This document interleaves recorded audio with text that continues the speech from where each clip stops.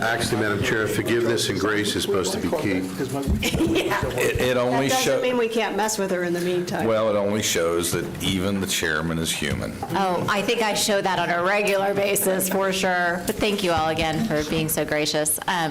Thank you for coming back this afternoon for some of you, and welcome to those of you who weren't here this morning. We're going to restart our budget work session this afternoon, and we welcome our partners from Lynx to kick us off. Well, thank you, Madam Chairman and Commissioners. It's always good to be in Seminole County, and we beat the rain up here, so we're excited about that. Mrs. Hawkins, I'm going to ask you to pull your microphone, yeah, as close as you can. Okay, It's is not that better? much better. All right, Thank you. all right. So we have challenges with our microphones at the Lynx board, too. So anyway, thank you all for having me. I am Tiffany Homler-Hawkins. I am the Lynx Chief Executive Officer.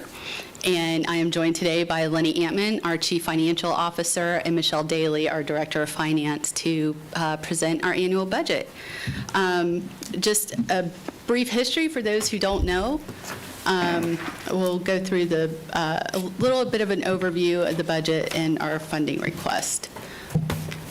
And now, okay, I made fun of this not working earlier, and now it's proving me wrong. So, Lynx is created by state statute. We are an independent special district. We serve Orange, Seminole, and Osceola counties, and that's 2.2 million people and 2,500 square miles. I will tell you that Osceola County is a lot of that, and the southern part is more cows than people. So but we do what we can in that 2,500 square miles. We are served by a 5-member board, and Commissioner Herr is our Seminole County representative with the Mayor of Orange County, City of Orlando, Commissioner Janer from Osceola, as well as the DOT Secretary. We provide fixed route, limo services, Access Links. Road Rangers was the first in the state over 20 years ago when I-4 had an HOV lane. I don't know if anybody remembers that, but there used to be an HOV lane, and that's when the Road Rangers started. We have a very successful van pool program, one of the biggest in the state, as well as our limo circulator in downtown Orlando. And within the next couple weeks, that fleet will be fully electric. So we have received our last 8 buses. We have 68 routes. We are almost 24-hour service from the first pull-out to the last pull-in. And right now, we're doing about 53,000 to 55,000 trips per day.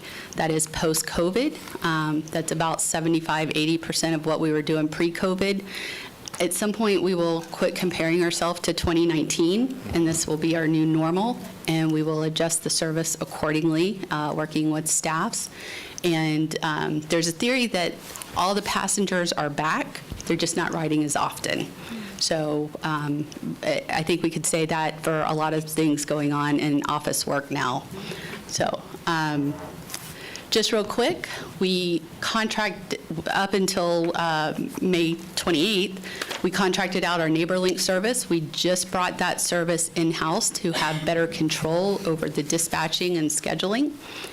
And starting on June 1, we did a very fast 36-day transition of our paratransit services to a new vendor, and that has gone amazingly well. The 2 months prior for Access Links, the on-time performance was dismal in the 70% range. Sometimes it was lower on-time performance. The first week, we were in the high 80s, and we're hitting 94% on-time performance with our new vendor, and it's only been 20 days. So we're calling that a success. We do have some back office functions, but all the drivers from the previous vendor are now working for the current vendor. So there wasn't a lot of training that needed to be done about the service area, but they are going through training on their new organizational culture with a new company, and that is going well. So, in addition to the oversight from our funding partners, just a reminder that we have a lot of oversight. We go through a 3-year review with the Federal Transit Administration, and that is coming up later this year. We do the same triennial review with the DOT, as well as all of the safety plans that we have, as well as our annual report to the Florida Transportation Commission with the other regional transportation agencies throughout the state of Florida. So with that, Lenny, I'm going to turn this over to you to work the remote now. Okay. Now, right as forward. Got it. Thank you, Madam Chairperson and Commissioners. I appreciate your time.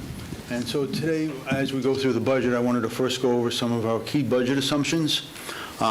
With the budget for fiscal year 2024, we will maintain the same level of service, no significant changes, as we have had in fiscal year 23.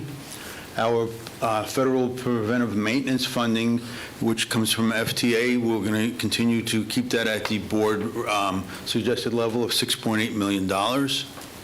We'll utilize the budget stabilization funds to normalize the path forward to full funding. And we will continue to replace fleets, all the vehicles in the fleet on a regular schedule so that we can provide safe and reliable service and minimize the amount of downtime and maintenance expense on our fleet. Passenger amenity program improvements are included in the budget, as well as a new transfer center. Overall, the fiscal year 23 budget was at $182.6 million. The fiscal year 24 budget comes in at $192.4. It's a $9.8 million increase year over year, and we'll go through the pieces between revenue and expenses on the next several slides.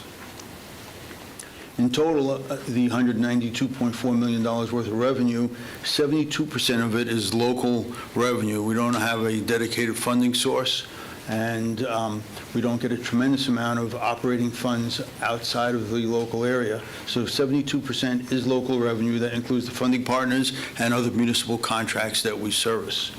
After that, 10% comes from customer affairs and 7% from state and federal each.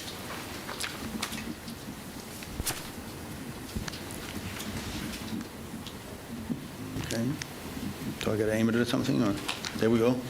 All right, and so out of that $192.4 million, the first level is customer affairs, and I told you that was about 10%. That comes in at $18.4 million. It's consistent with fiscal year 23. Ridership had decreased significantly during COVID. It's now back up, and it's running at a very consistent pace. We see a little ups and downs, but it's about where it's going to be. I believe we're at the new normal, and so we're keeping that about the same. The significant changes in funding, if we look at interest and other income, we're seeing a $2.5 million decrease, and that's all interest income. In fiscal year 23, we had the budget stabilization fund. None of the funds had been used prior to that year, so it had maxed out, and the interest rates that were available due to all the Fed rate increases were very attractive, and so we're earning a tremendous amount of interest revenue on that. Traditionally, we only earned about $500,000 a year. Going forward in fiscal year 24, we will utilize a lot of those dollars out of the stabilization fund to balance the budget, and we believe in fiscal year 24, as things start to normalize, that interest rate will start to come back down. So we have recognized that with a reduction in interest. Federal revenue is decreased by $1.8 million. The bulk of that decrease is associated with a reduction in rural contributions by federal government. With the new census, the amount of rural territory that we service, which was all in Osceola County, has diminished quite a bit. There's very little rural left. As such, they have cut out rural operating dollar contributions. State revenue has a slight decrease, $160,000. That's associated with a decrease in the amount of service hours on our Road Ranger program. From year to year, that goes up and down depending upon the state's desires. Local revenue is increasing by a little over $1 million, $1.1 million, and that's due to 3 areas. Number one, we started a new route in Osceola County, Route 612, and during December, and that's annualizing, so we're getting a bump from that route, so we will have a full year worth of revenue on that. Additionally, we have a slight increase on limo associated with the increase in labor rates, and the rest of it is associated with the increase in the funding partner rate that we're charging on all the municipal contracts. The local revenue from funding partners that were targeted is $92 million, up $12 million from fiscal year '23 that was about $80 million. And the balance of the funding will come from the Budget Stabilization Fund to balance the budget at $32.9 million, as opposed to in fiscal year '23 is at $31.6. Moving on to the expense side, and again, this is a fully balanced budget, so the revenues and expenses do agree with each other. Our largest component of our expenses is in salaries, wages, and benefits at 59%, and coming in second is our purchase transportation, which is our contract to provide the paratransit service that we have at 16%, and that's also largely labor-driven. So out of the entire budget, you've got about 75% that is labor associated. The other 25% is broken up in smaller pieces. The two largest remaining is other services, which is contract services, legal fees, planning studies, things like that, and fuel comes in at 7%. And then after that, materials and supplies, which is maintenance of our facilities and our vehicles, comes in at 5%. So if we look at the pieces, out of the entire $9.8 million increase, 8.6 of that, the bulk of it, is in wages and benefits. And as you guys know, last year we had our market rate adjustment to be competitive. We've had a real difficult time hiring bus drivers and mechanics, and that did help a lot. We're a better place than we were last year, but we're still struggling to hire drivers and mechanics. And that increase isn't all hourly. Part of that increase, Ms. Hawkins mentioned earlier that we had brought the enabling service, and it was a contractually provided service, and now it's being operated. $1.5 million of that increase is the staffing associated with that operation, and so you'll see a reduction in purchase transportation and an increase in wages for that. We've also experienced about a 12% increase in medical benefits. The balance of it, slightly over $5 million, is associated with wage increases, which are consistent with our funding partners. Other services has an increase of $645,000, and that's also associated with contract services that's largely driven by labor. The two major pieces in that is our janitorial service and our security service. After that, we see a slight decrease actually in fuel.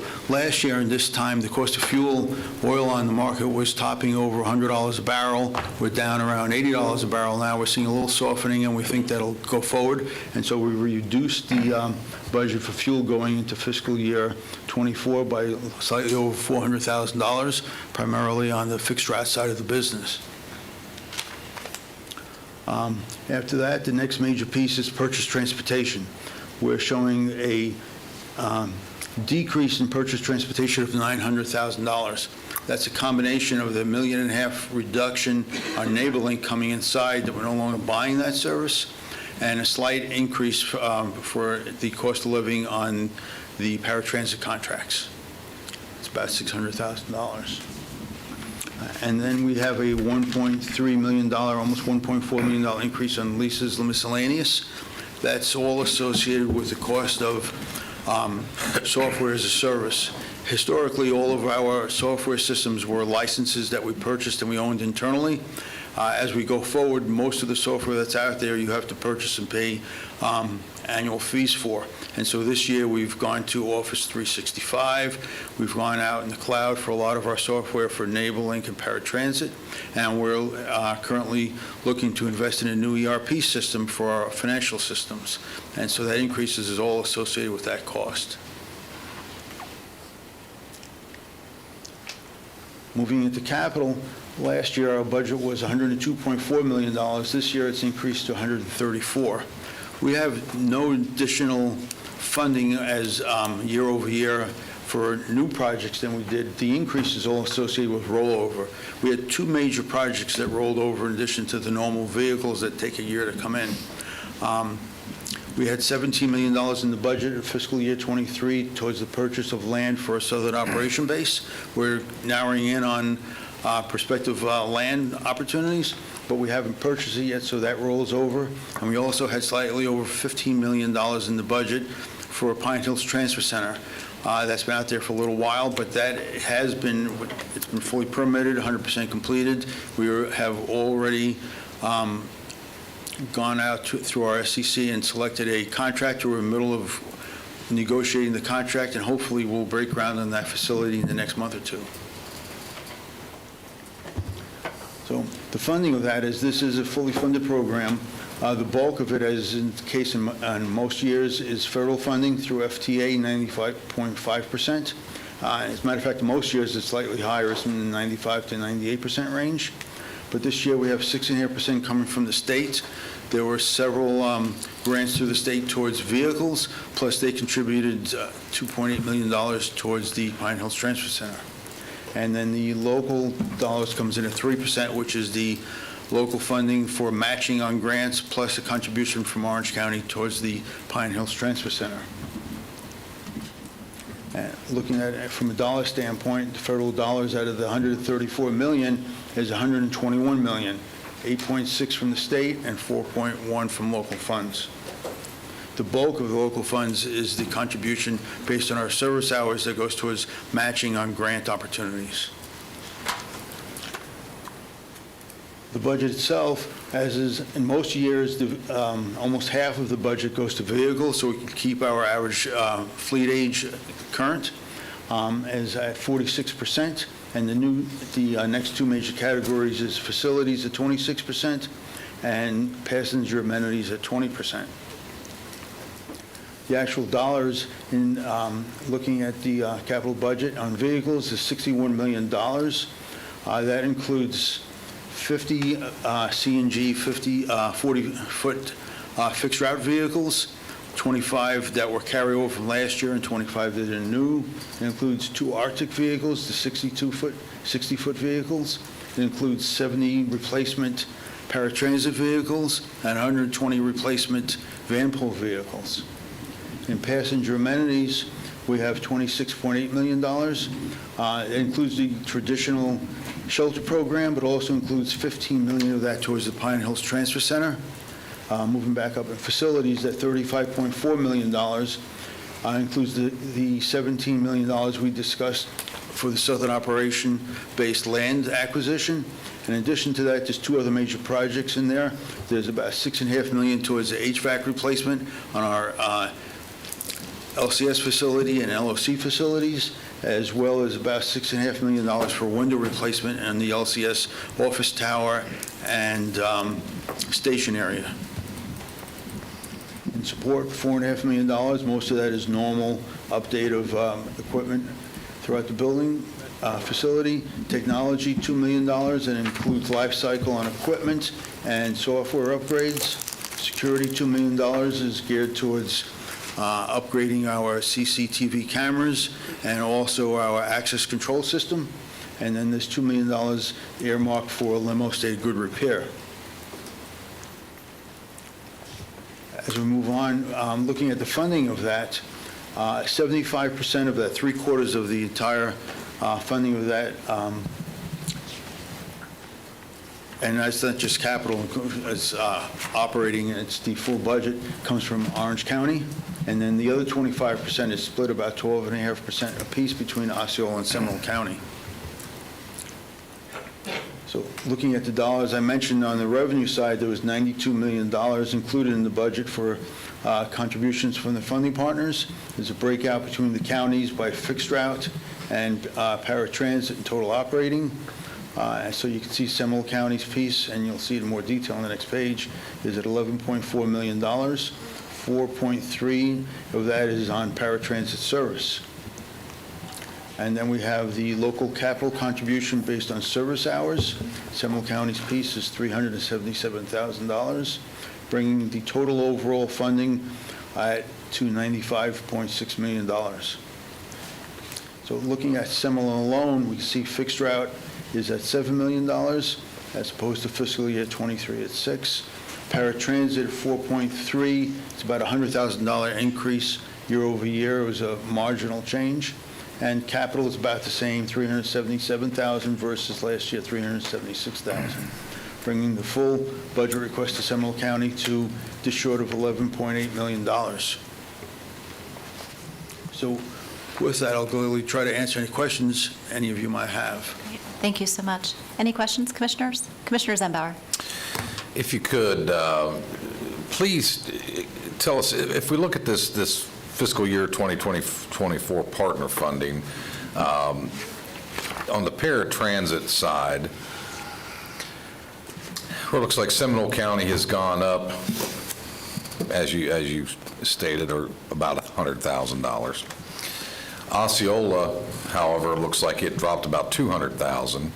But if we go up to the fixed route neighborhood link, there seems to be a more direct nexus. Can you explain that for us? Well, the way the dollars are split out amongst the counties are different between the two areas. On the fixed route, which includes NeighborLink, it's based on service hours. So that doesn't change a lot unless there's a new route or something like that.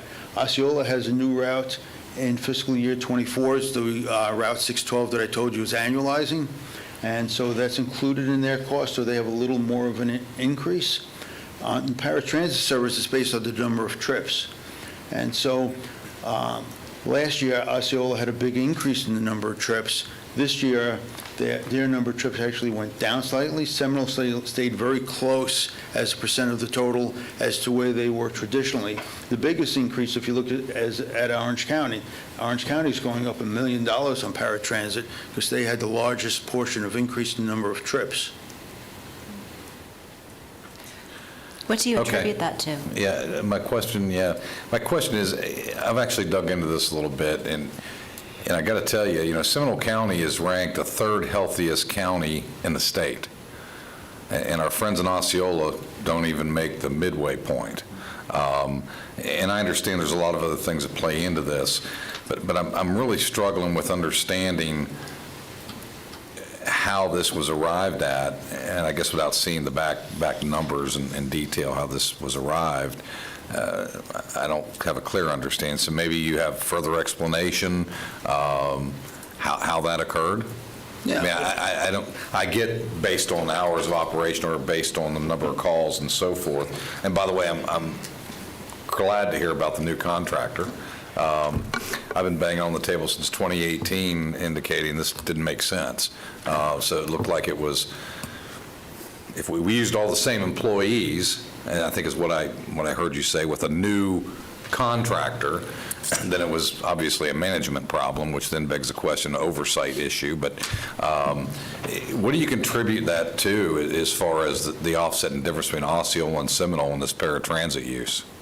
Is there anything we can point to specifically? I mean, is Osceola doing something different that's supplementing their paratransit that we're not doing, or? I mean, it's not a matter of healthy or not healthy, it's demographics. You got to look at the age of the folks that are in there, the number of people that are in need of paratransit service. Sure.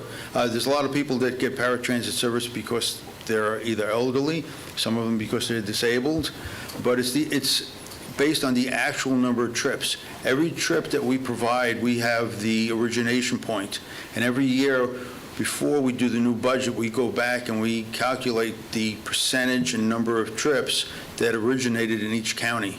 And when we come up with the cost for paratransit, it's divvied up by that percentage. Does it have anything to do with the distance of trip from, say, Seminole to the destination versus Osceola to the destination? No.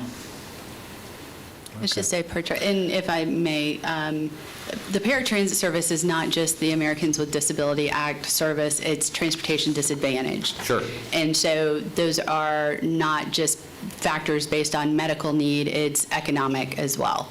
So we'll be happy to get that split out for you and provide you with some more information on those specific trips. That'd be great. Yeah, Thank you. I can tell you that in total, in the last complete year that we have, in total number of trips, Seminole County had 95.8 thousand trips, and Osceola County had 75.2 thousand trips. Commissioner Hurd? So I actually look at this a little bit differently. I look at this as a success. So we are a more geographically restrained county, which would indicate to me that it's maybe easier to get around in. But we also, one of the ways you get to the ranking of a healthier county is access to care. And access includes the patient's responsibility for getting to care. So it has to be available, they have to be able to get to it, and they actually have to do it. And I think in this county, we spend a significant amount of time educating folks that do struggle to get places on how to do it. So I look at this is kind of why government exists, for those that cannot do for themselves. That's when we step in. That's kind of the way the system is built. So I just have a completely different perspective on this. Maybe we should offer Osceola an opportunity to walk in our shoes a little bit and get folks to and from as frequently as they possibly can. So I think that's an okay increase because it's directly related to the service level. Is that, okay. Commissioner Constantine? Yeah, I have two things, but first of all, the first thing was, I was going to say the same thing in another way, but it's correct, that it's education. And one of the things that I've seen is many of our folks that use this are educated about the program and are quick to use it, to get the access to it, as opposed to some others that may not have as much of a access or that other counties may have.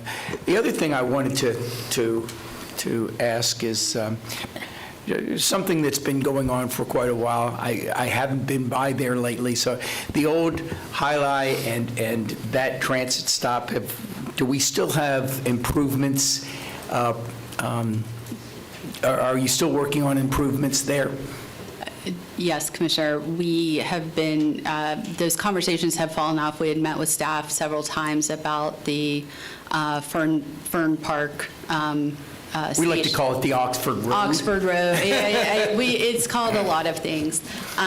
So yes, those conversations continue. And in fact, I think at our last board meeting, we had a lady who had suggested a lot of improvements for Seminole County, and she emails us on a daily basis about all of those shelters. So Yes, we do. I know exactly who that is.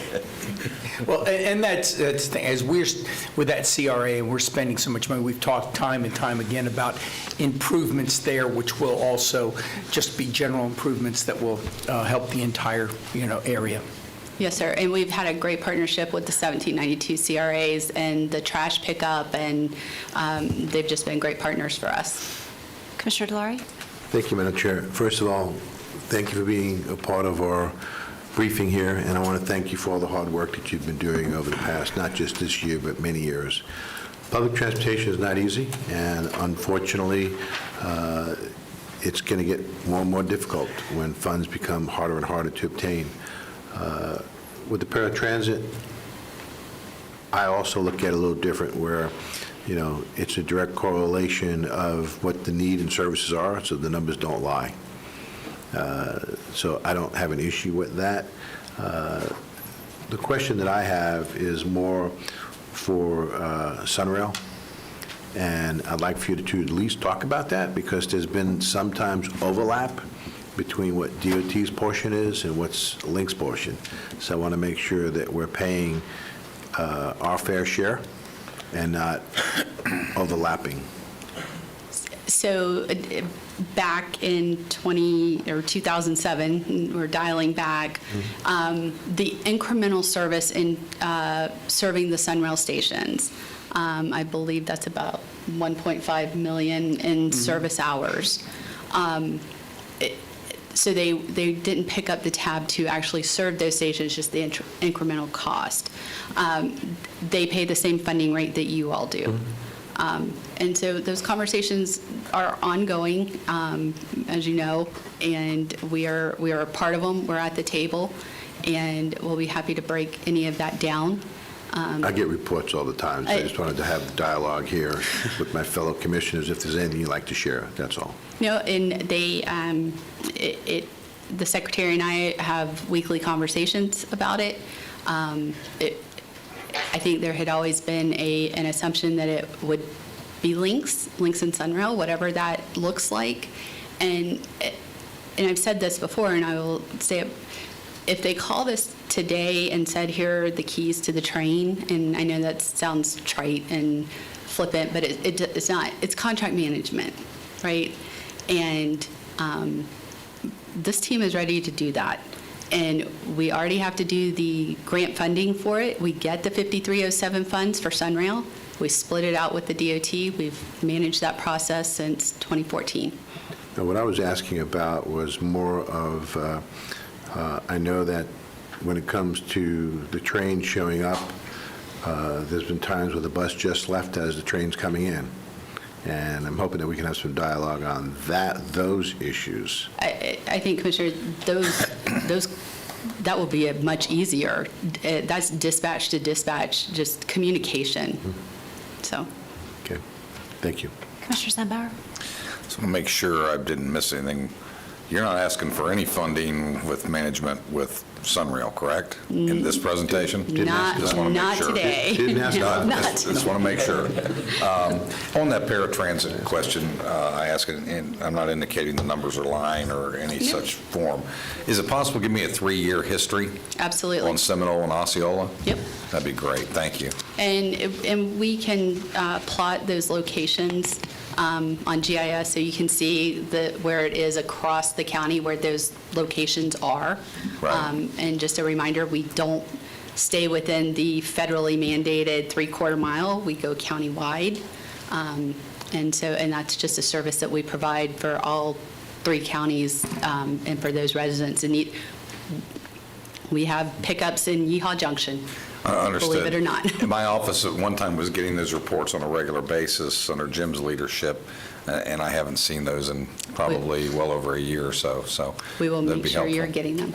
Thank you. Any other questions? Follow-up for Lynx? No? I want to thank you. Oh, thank you. Appreciate you Thank being you for here. having us. Yep. Thank you. I'm sure if there are additional questions, our offices will reach out or we'll work through the county manager. Absolutely. We appreciate your partnership. Thank you. Thank you. Thank you very much, and congratulations. Thank you.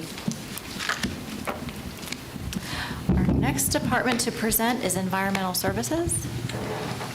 And a sidebar, Madam Chair, to that conversation we just had outside of Links. The discussion for Oxford Road Station, there was some talk years ago about discussion of the SunTrust property that was not available. It is now available and on the market, just an FYI. Okay, thank you.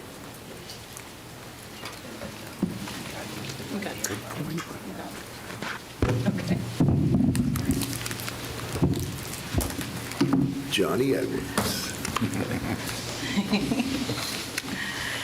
Good afternoon. Here, I need to bring it closer. All right.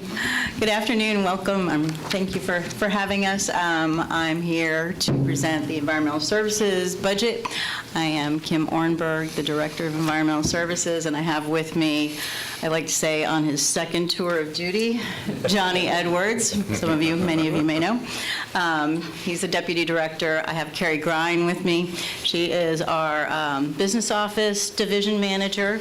Up here at the table as well, we have Eric Grau and Blake Clayton from Stantec, who are going to do the tail end of our revenue sufficiency analysis for you. And then also behind me, we've got Bill White, who is the Division Manager for Utility Engineering, Elsa Williams, who's Utility Operations Division Manager, and Oliver Bond, who is our Solid Waste Division Manager.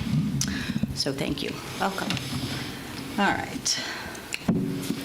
We have, went over that. Okay, so our program services, sorry, let me get this adjusted. We have customer service, and that's something in our business office that had originally been water and sewer customer service, but we've recently, in the last year, integrated our solid waste customer service as well, which has given us more support under day-to-day operations, but also especially under like hurricane operations, where we're more busy initially with water and sewer, and then long-term with debris management, so it's worked out well.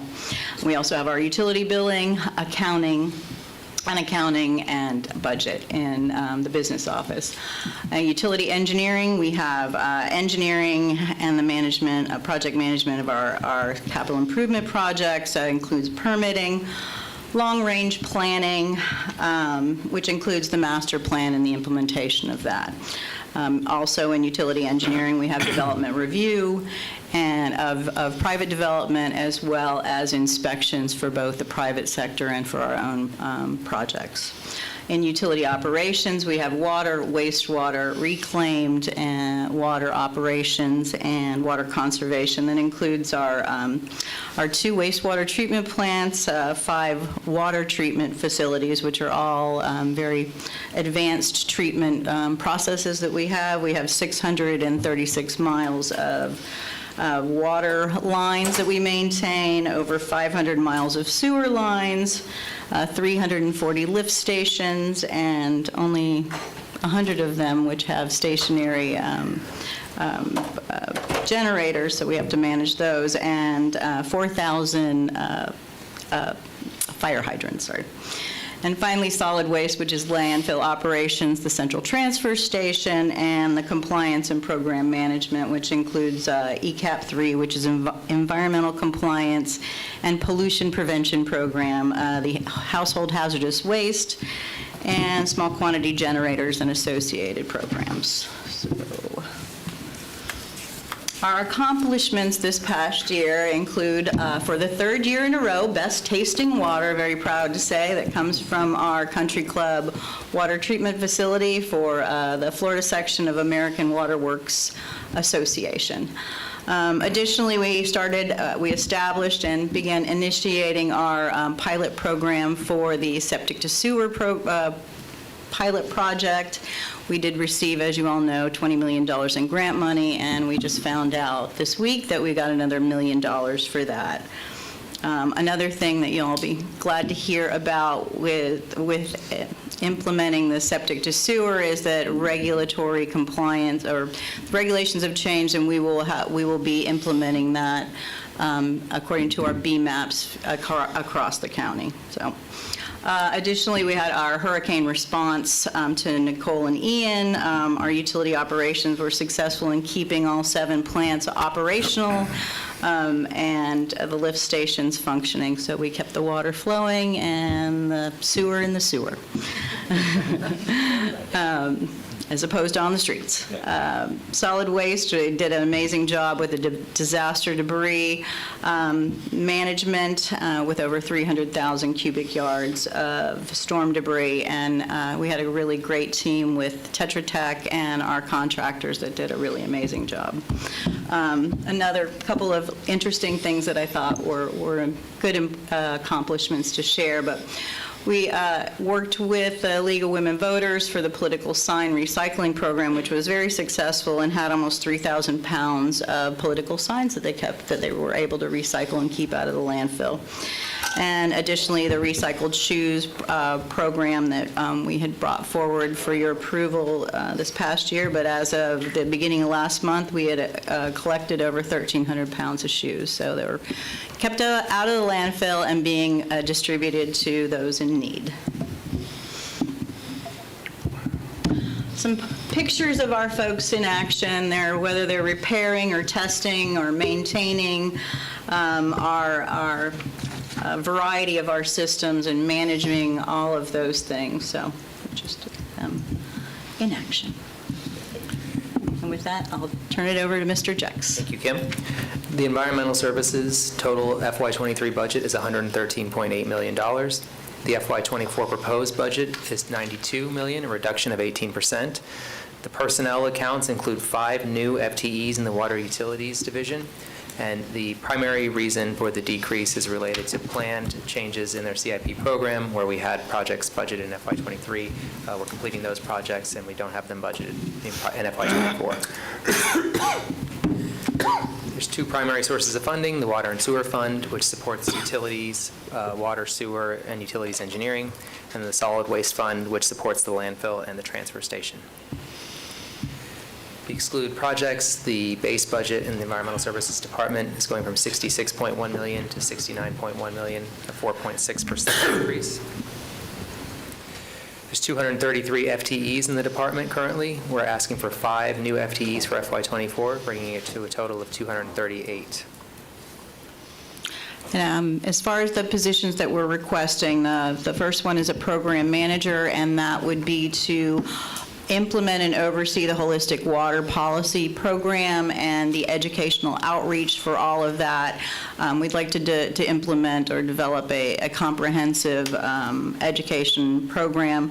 Some of the things I know you all had mentioned earlier today, as far as with water quality and things like that, changing the way people think about watering their lawns and how much potable water we use on our lawns, to change landscaping habits and watering habits and things like that is a heavy lift, and we would work together with Watershed, with the Extension Office, and our folks there with our water conservation people with that. The second one is a senior engineer position for utility engineering. It was one that we had requested last year and had been deferred, but it's to help us move forward all our capital improvement projects. The next one is a technology system administrator, and that would be a position that would work cooperatively with IT, coordinating and between operational technology, OT, and IT. And the other two are water operation trainees. We currently have 2 wastewater operation trainees, and this has been a very successful program, trying to recruit and maintain staff. Getting people with licenses is not as easy as we would like, so implementing the wastewater training program is a 15-month program. They don't have to be licensed. They get to start from scratch. We train them for 15 months, and they get the experience and the knowledge, and then they can test for their C license. So it's been very successful, and we want to expand that officially to water operations. We have worked with HR to informally use that for some of our water positions, but we want to make it a more formal one for this. So budget highlights. So the CIP highlights, Tim touched on it, but we've kind of realigned and revised our priorities for our upcoming CIP projects to look at address our most immediate R&R issues we have at our existing plants, and to prioritize those while we are working to expand and amend our master plan and the holistic water policy, which we will be bringing forward to you. So we're dealing with the immediate needs right now, and then we'll be looking more at the long range and adjust. But I think we were successful at cleaning up a lot of our outstanding projects and closing out some that had kind of been around for a little bit. So also as far as the list of CIPs, we do have expansion on the septic to sanitary pilot program, which I know you're all aware of, and moving forward with the aquifer recharge feasibility study, which ties into all of those master plan and holistic water, but looking at ways where we can potentially take surface water and treat it and recharge the aquifer and get credits for that, or put it into the aquifer and pull it back out, aquifer storage and recovery. So it's a pilot test well that we're doing with that. Also, we had done a pilot project for switching a small number of our meters to cellular, and we've gotten through that. It's been successful. We've got a significant number of meters that are reaching their end of their service life, so we want to start implementing this throughout the county. And one final note, which is not really a CIP highlight, but recycled materials. This is a budget increase in our operating that, as I know you all are aware, but recycling historically had been a revenue source, and as of late, it is no longer. At one point, and it varies based on the market, but at one point, we were spending about $100,000 a month in that. One of the things we have been moving forward with is addressing and revising. Johnny and Oliver have been working on that, our interlocal agreements with the cities, which did not allow us, as they stand, to charge them fees for what we're having to pay. So we're working all that out. So that completes the environmental services budget presentation. Were there any questions before we move to the rate presentations? Yeah, that's a good thing to go ahead and ask that. Any questions at this point? I'll just echo, Ms. Ornberg, what you shared about recycling, and had a very interesting conversation with a neighbor recently who was feeling very good about themselves, and they were so proud. They rinse out all of their soup cans and the peanut butter jars, and they recycle them. And I just, oh, that's really nice. That's costing us money. and she just kind of looked at me. She said, well, what do you mean? I said, well, I know it makes everybody feel good. We told everybody for years, recycle, recycle, recycle. It's good for the planet. It makes money and all those things. And, I'll put good for the planet over here. But if you do the Venn diagram of makes me feel good or costs me money, I'm not sure, people just need to understand that it's not what it used to, recycling is not what it used to be. And we continue to want to push this concept of recycling. Meanwhile, we're trucking it to Cocoa. Is that right? Yes.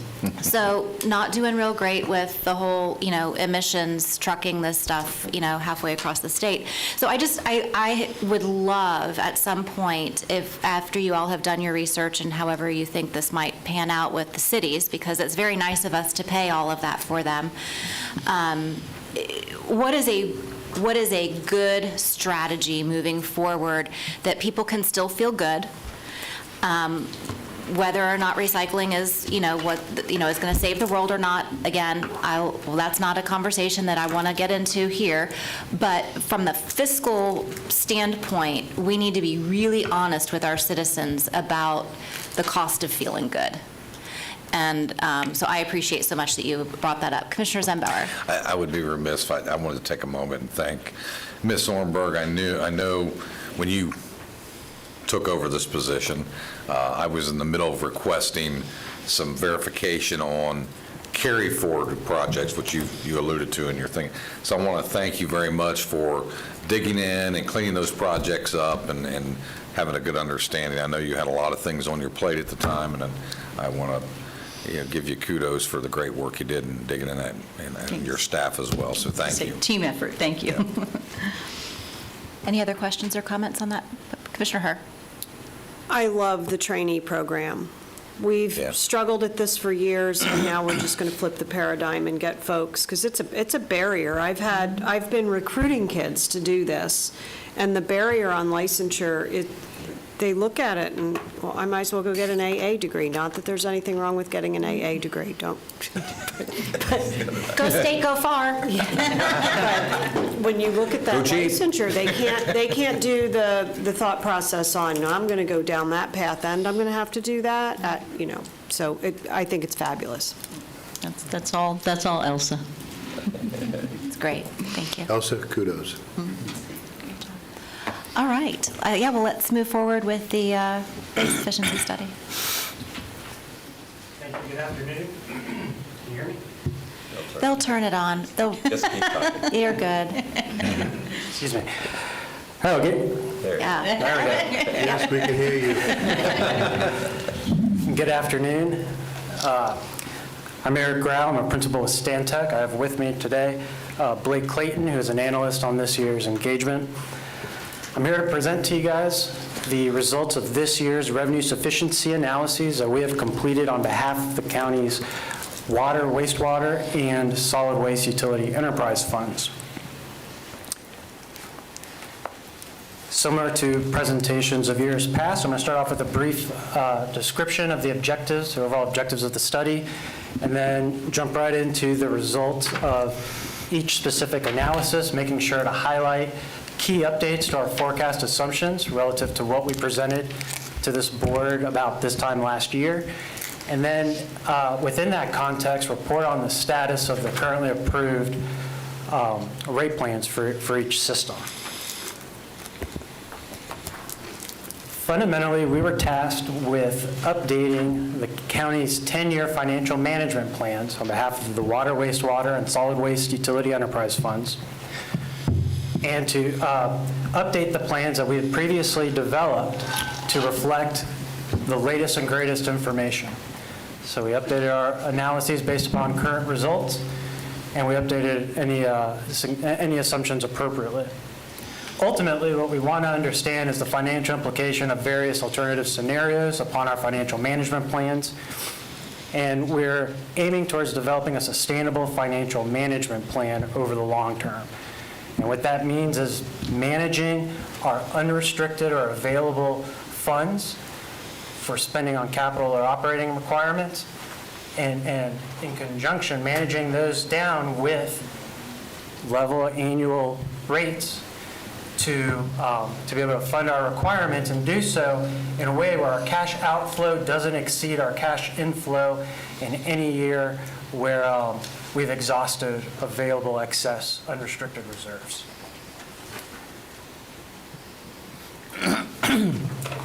And so I'm going to jump into the solid waste portion of the presentation now. I'll pause at the end of this section for any questions or discussion before I jump into the water, wastewater section of the presentation. And so what's shown up on the screen are the results of the financial management plan that we presented to the board this time last year. And from that plan, this board proceeded throughout the later part of the year to approve a 3-year rate plan that went into effect this most recent October 1st. And that plan for the solid waste system was 5.25% each October 1st, again, for 3 years. We have 2 more years after this year. Based upon the assumptions and the data upon which our financial management plan relied, we had forecast last year that we would continue to need anywhere between 4.75 and 5.25% per year thereafter to continue funding the identified requirements throughout that 10-year forecast. I want to point your attention to the top left bar chart. Those blue bars represent our year-end projected ending fund balance within the operating fund. And any blue bar above the solid black line represents available unrestricted funds that can be spent on capital or operating expenses. And so when we developed this plan last year, we were recognizing that we would be managing the spend down of our available unrestricted funds down to where we would be at that planning target of about $10 million in minimum required reserves. And so just kind of want to point that out, that there was an intentional spend down over time of those reserves. Fast forward to this year, and we've updated our financial management plan to reflect not the 2022 budget, but rather audited actual fiscal year 2022 results. Our financial management plan, instead of relying upon the proposed fiscal year 2023 budget, we have now replaced that with the current fiscal year 2023 operating and capital budgets.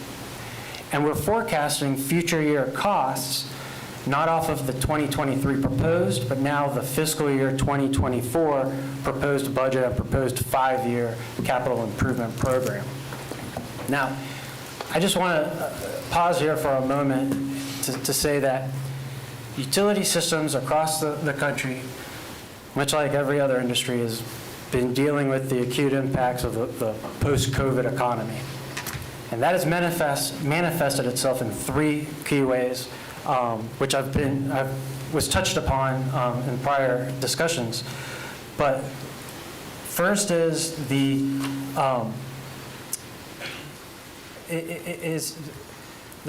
transfers, well, labor shortage issues. So in fiscal year 22, the transfer station reduced its operating hours for a time of the year. And at that time, the county directed its commercial haulers to bypass the transfer station and deliver their waste directly to the landfill. Unfortunately, many of those haulers took their trash not to the county's landfill, but somewhere else. By the end of the year, that had amounted to an equivalent loss in tonnage at the landfill of about 25% of its historical annual intake.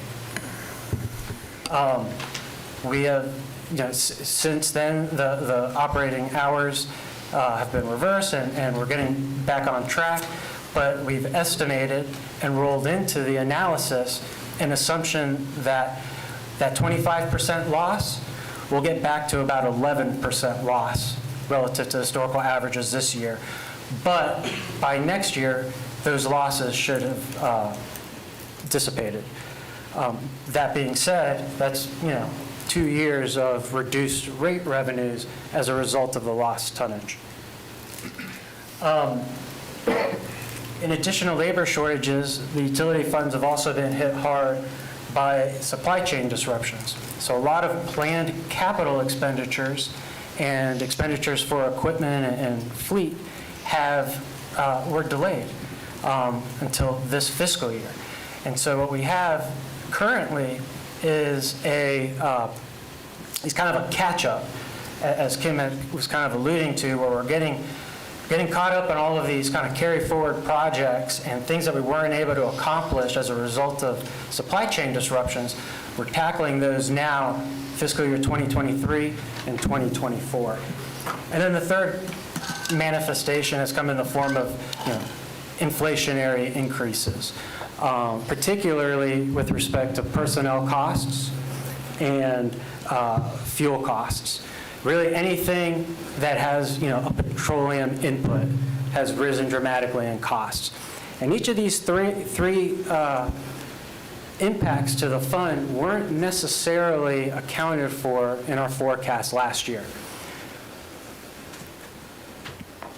So what's on the screen now is our current financial management plan.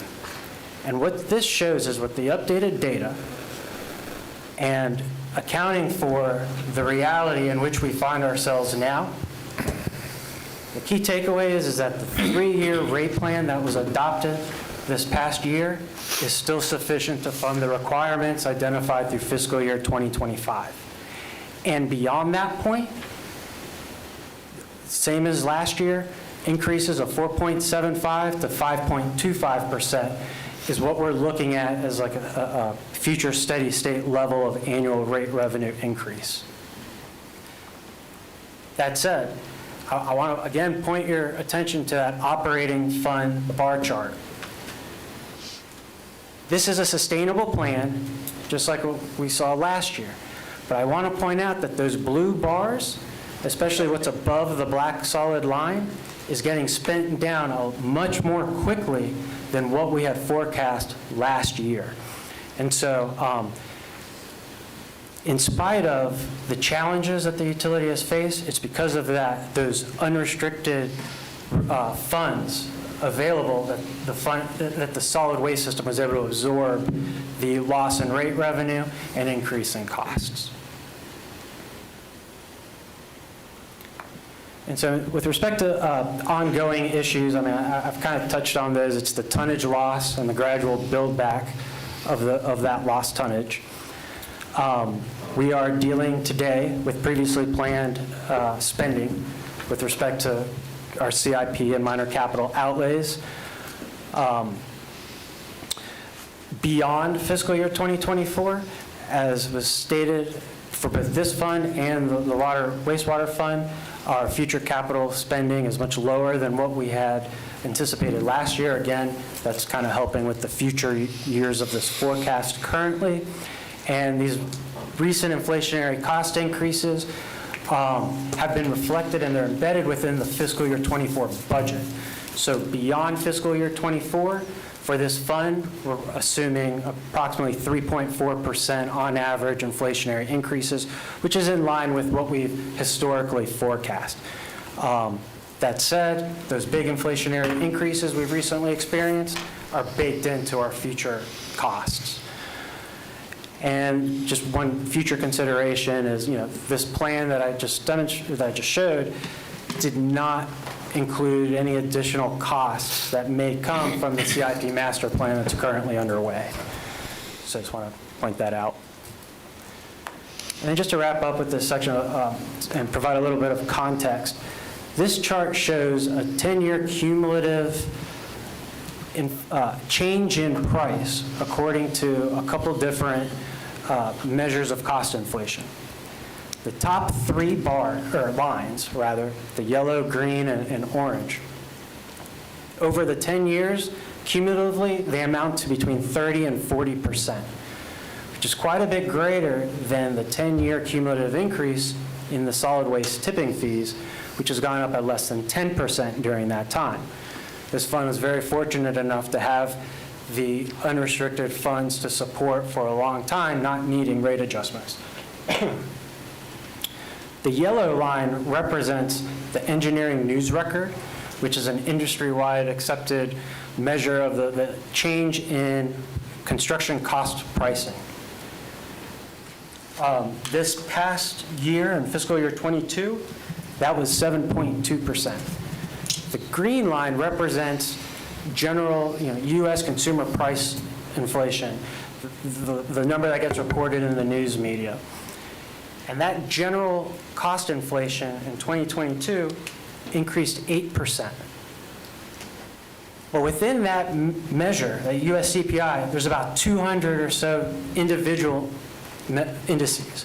And one of those is the U.S. CPI garbage series, which tracks the change in price of garbage across the country, of garbage disposal. And that, in 2022, increased at 5.2%, which compares very closely with the 5.25% that we have programmed for this current year and the next two.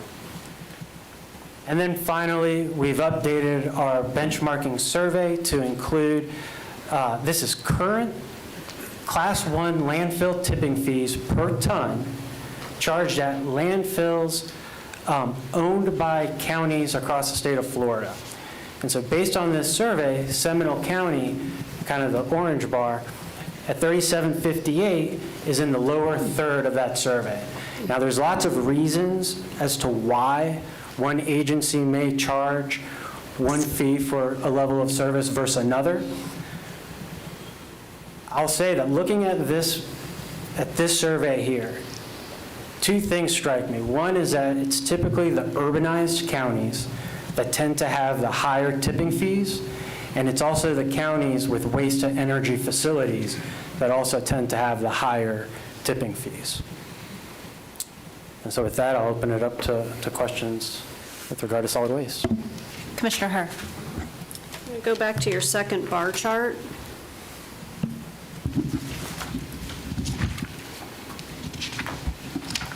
I heard you say at least 4 times that this is viable and sustainable, and it does not appear that way to me. So you're actually bouncing below the black bar planning target in 26. I realize that you were only making that reference to 23 and 24. In 25, we're right at the edge of it. And I would like you to explain, first of all, the hurricane cleanup dotted line, because there's a huge gap between that and the black bar that you're referencing. And no matter what you say here, this is not sustainable. So if we keep up with this, let's look into the future, we're going to have multiple years, and I imagine that this was plugged in at the numbers that correlate to the top. So after 27, you're hitting at 4.75. Is that accurate? Yeah, we're saying, it would be 4.75% starting in fiscal year 28. And so that's what's plugging in. So we're still at the higher rate in 26 and 27, but we're below the bar. It's not sustainable. Sure. So the county has a practice of reviewing these rates annually. Understood. Or this financial management plan, I should say, annually. And so to the extent, as we were to approach fiscal years 26 and 27, as a group, we felt comfortable that far out, given some of the unknowns, we were comfortable with that level of fund balance.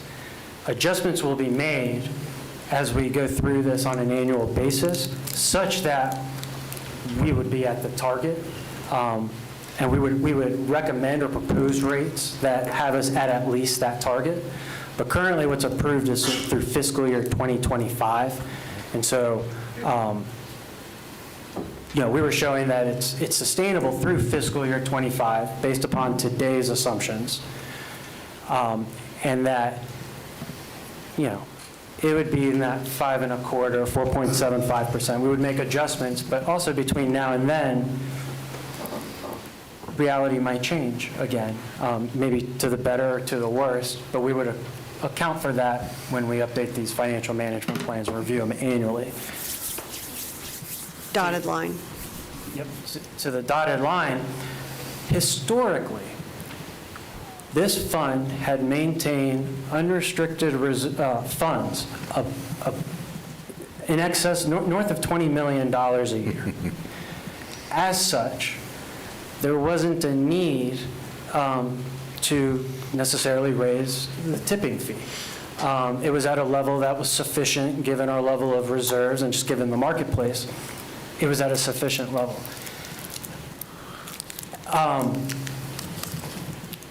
What happened, it was after Hurricane Irma, this county was greatly affected. And effectively, that's $20 million. I want to say it was about 18 million of that was spent on, or it was basically about $20 million was spent on debris cleanup. And then it took several years. I want to say maybe last year is when we finally received the last of the FEMA reimbursements for that. So we had been, the last couple of years, prior to last year, trying to maintain a $20 million kind of balance, minimum balance, in the event of a hurricane, of another major hurricane. And we would have that cash on hand. Last year, we presented a scenario that kept fund balance at that higher 20 million target, and we presented one that showed kind of our minimum requirement, which is about $10 million per year.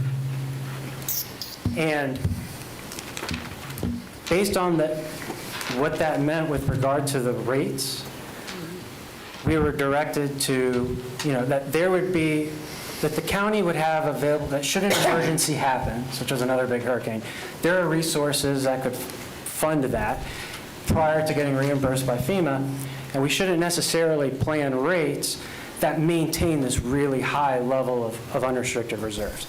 So going forward, and with the adoption of the rate plan last year, it put us on a path towards managing our high level of reserves down to that minimum $10 million requirement over time.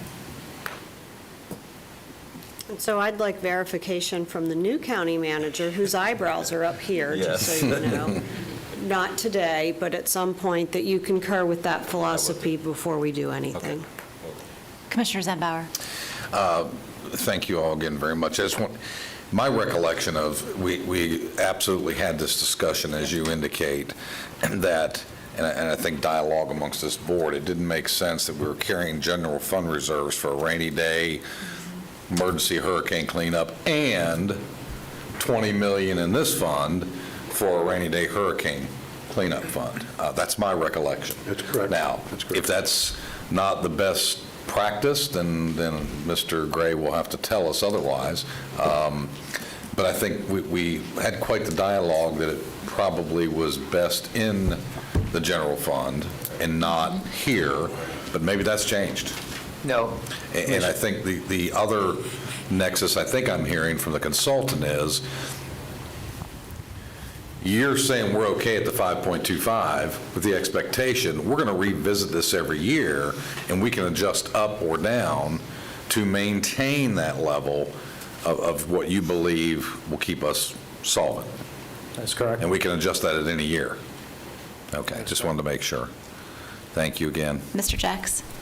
I just wanted to say that the plan is to use general fund reserves to fund storms from now on. We recently did a BAR related to Hurricane Ian, general fund to create a budget so that we could transfer those costs from the solid waste fund so they don't have to wait. So the FEMA reimbursement would go into the general fund along with the cost in the general fund. Right. Commissioner Herr? So I agree with all of that, and remember that when we get to the general fund reserve at the end of this whole process. Just laying some ground. I'm not done with reserves, you know me. Yeah, I do. Commissioner Delary? Thank you, Madam Chair. I don't have any questions on the financial analysis. I think it's solid, as you very well stated. Question that I would have is that we've had conversations in the past about some CIP projects, and I want to make sure we're funding them properly. I haven't heard anything yet on the transfer facility and about the overall master plan, and when will that all be coming back to us? We're working on that now with our consultant, and we'll be bringing that forward, I'd say, 6 months, maybe? And this fall? Yeah, this fall. Sometime this fall? Yes. Okay, thank you. Any other questions on this topic? Nope. All right, move forward. Thank you. All right. So hopping into our second analysis, the revenue sufficiency analysis update for the Water and Wastewater Utility Enterprise Fund.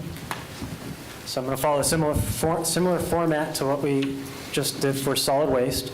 And so what's shown on the screen is the results of the financial management plan that we presented to this board this time last year. With reflecting the approved, or what ultimately was adopted, the 3-year plan of 4.6% for each of the next 3 years. We really started this most recent October, and we'll continue for the next 2 years. Based upon the assumptions and data of the analysis at that time, we forecast that 2.5% would be kind of the steady state need thereafter. And this was, again, a long-term sustainable plan that maintained our healthy operating fund, available unrestricted funds above our minimum requirement throughout the 10-year forecast. And so just like with solid waste, we updated our analysis based upon current updated information. We no longer were relying upon the 2022 budget, but rather FY 2022 audited actuals. Our 2023 proposed budget has been replaced with the 2023 current budget, as well as with respect to operating and capital requirements. And our future year costs are based upon the 2024 proposed budget and proposed 5-year CIP program, as opposed to the 2023 budgets, as they were last year. Again, there are the same economic realities affecting the solid waste fund have affected the wastewater utility fund.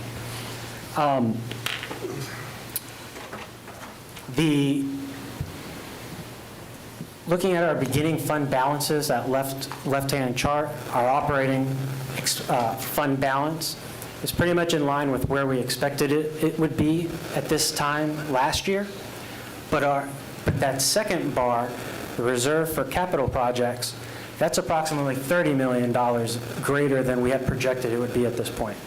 So really, that just illustrates the delay that has occurred in our capital spending, our capital investment, as a result of these supply chain disruptions and labor shortages. I also want to point out the second kind of group of bars, the average annual spending over the 10-year forecast.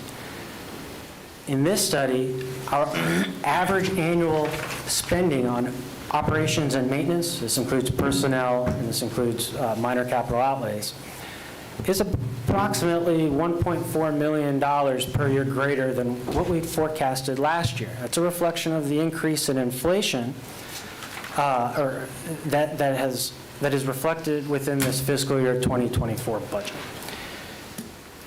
But that is offset largely by, once we get beyond this catch-up period, our average annual capital spending is about $5 million less per year than what we had based our forecast on last year.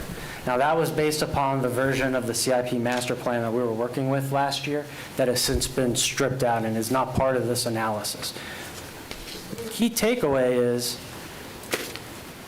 that the previously adopted 3 years of 4.6%, or we have 2 years left, is still sufficient through fiscal year 2025 to fund all of the requirements. And if beyond that point, absent anything different from what we're currently projecting today, an inflationary type 2.5%, or what used to be inflationary type 2.5%, would be sufficient to fund the requirements throughout that 10-year forecast. And so the wastewater fund continues to manage the challenges posed by the post-COVID economy. There's been significant increases, as I said, reflected within personnel costs, chemical costs, power costs. But going forward, we're forecasting costs at an average annual increase of about 3.8% per year, which again is in line with what we've kind of historically forecast.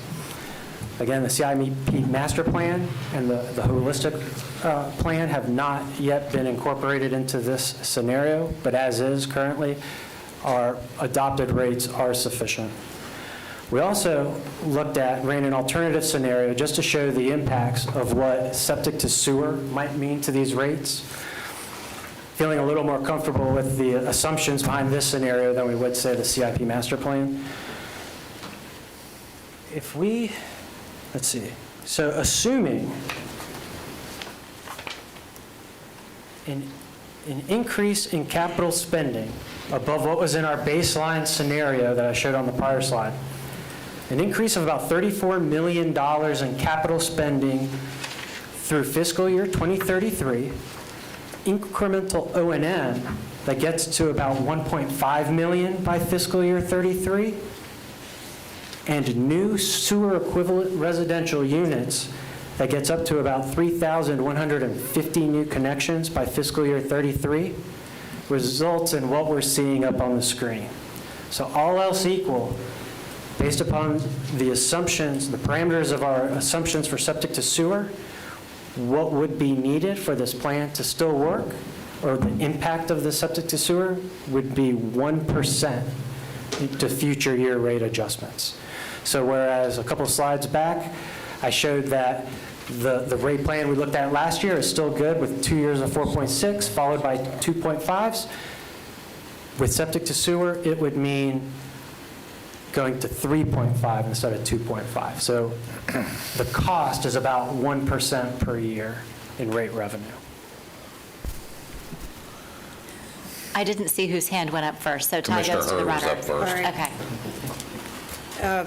I'm not seeing the delineation of any of those parameters that are on this graph, So can you run through them again? Number of households, Thank you. Because I really don't want to go public with, we can do this for 1%, which, by the way, it's actually, I think, 50%-ish, because if you're going from 2.6, let's call that 2% up to 3%, that's a 50% increase, not a 1% increase. But just walk me through that. Number of Yes, households that this assumes was 33-something? A total universe of new connections equal to 3,150.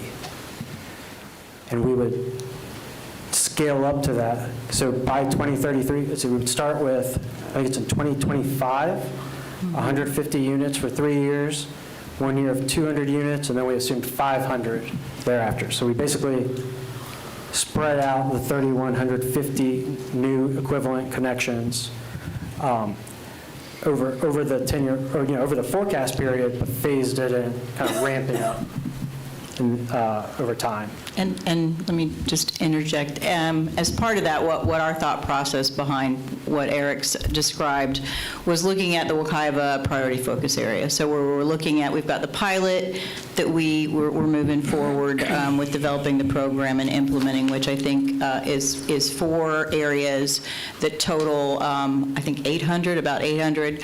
And doing those first, and then following up with the rest of the septic tanks within the priority focus area. So that's kind of how we generated this information, knowing that we have to move forward on that from regulatory compliance.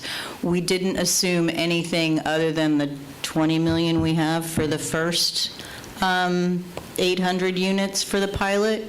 We didn't assume, even though there's plenty of money out there, we were looking at worst-case scenario and trying to be very conservative that we would have to fund everything through our enterprise fund. And that So everything... You didn't count any grant funding yet? Correct, other than the 20 million for the first 800. Okay. And so what was the assumption on the increase to O&M? That by fiscal year 2033, it would be an incremental 1.5 million. So what's that as a percentage?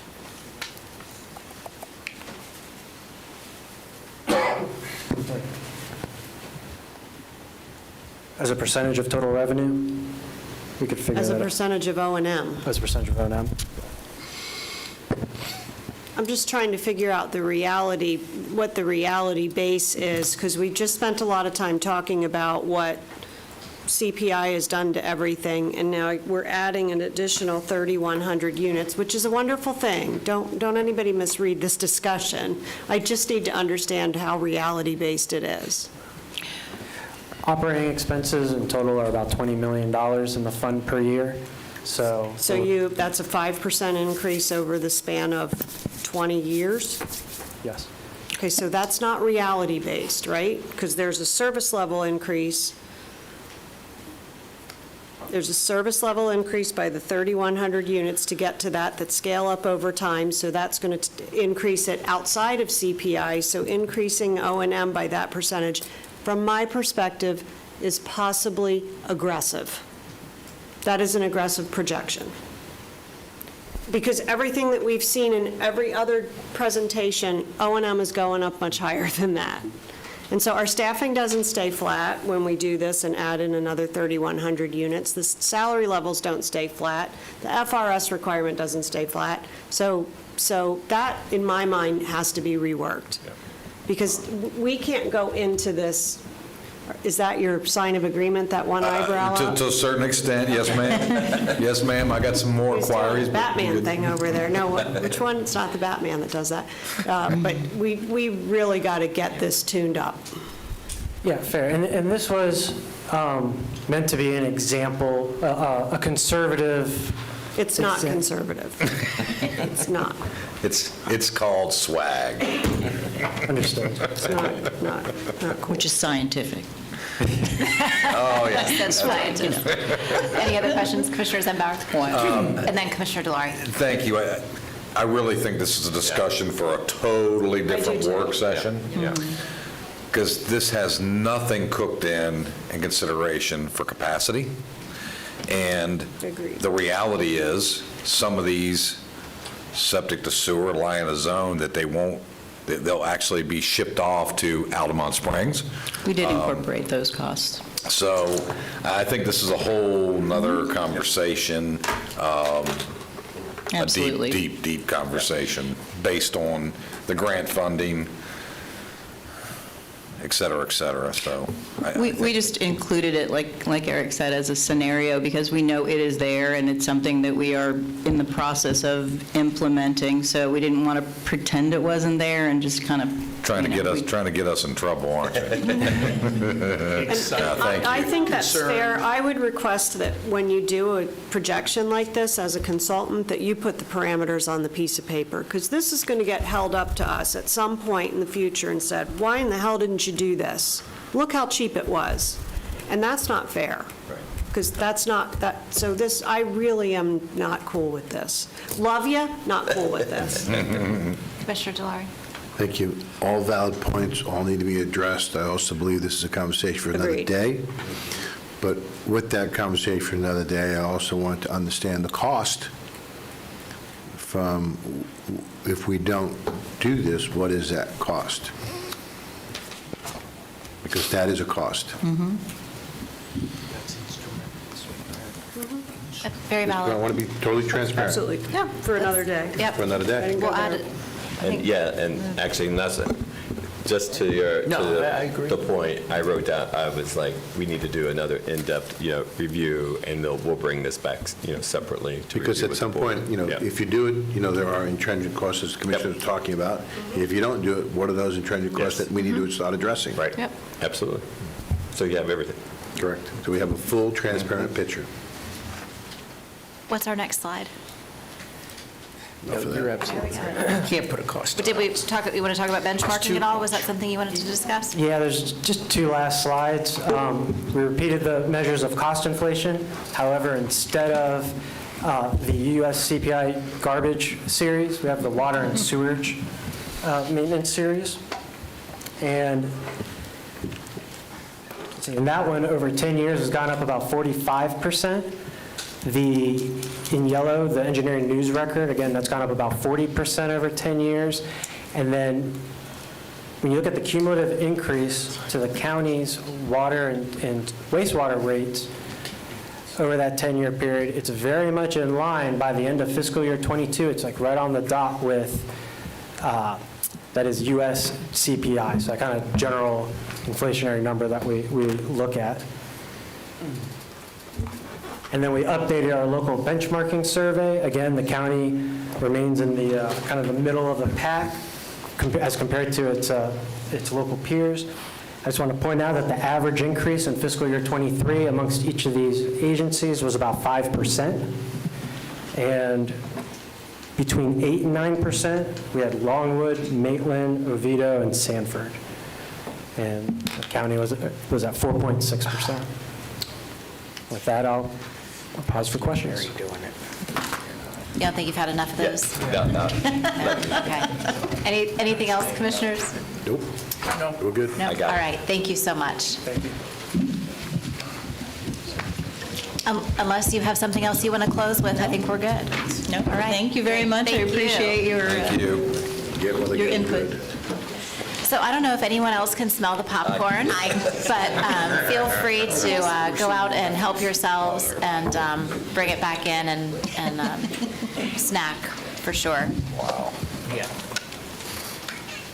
Public Works. Tell right when it started popping.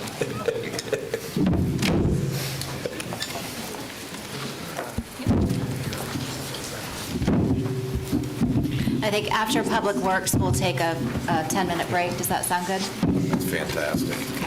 I got an eye that's giving me a Oh, little no. Well, feel free to, I if may you have need to to bail scoot out, before that, scoot. but I wasn't giving you the, I've got a dry eye issue. I have drops. You want more drops? I've got them, it's just, It's not working. no.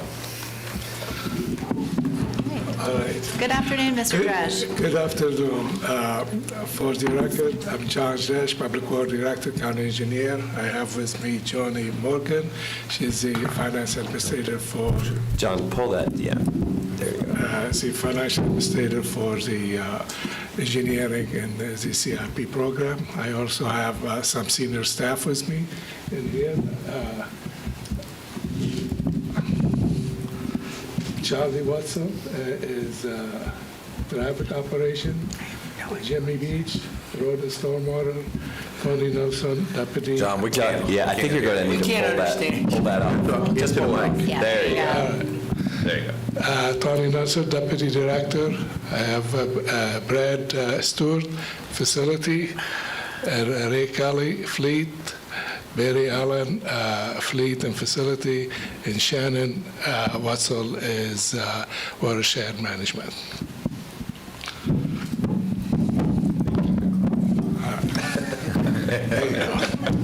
You have to do the karaoke like others did earlier this All day. right. That's good. Okay, Public Works has a 5 division and multiple programs. We start with the engineering CIP delivery and development review.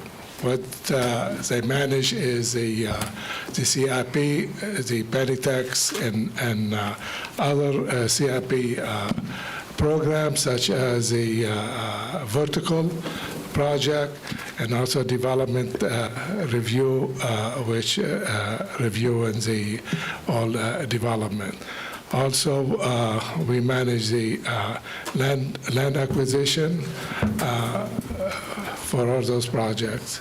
Fleet, we provide a fleet service for the county, and also facility, we provide as a facility maintenance and renovation for the countywide. Also, we manage the lease contract program. Watershed management, they have lake management, lake management, and also mosquito control. Road and stormwater maintenance, and also they have the survey, the county survey under that division. Traffic operation, they maintain all the traffic within the county. Also, some of the traffic light for cities and also DOT. Okay. The program service, I have a big list of activity. I'm not going to go to every one of them. I just kind of go a little bit, highlight some of the essential. As we stated before, a lot of what we do is provide service to the citizen, also as well as other departments within the county. I listed them before: the facilities, fleet, engineering, development review, and watershed management. You want to go? Accomplishment, also we have a lot we done this year, and I list some of those accomplishments. We have the design and study project completed. We have about 11 of them. We have about 21 construction projects completed, 41 lane mile were resurfaced, and 2 bridge replaced, completed.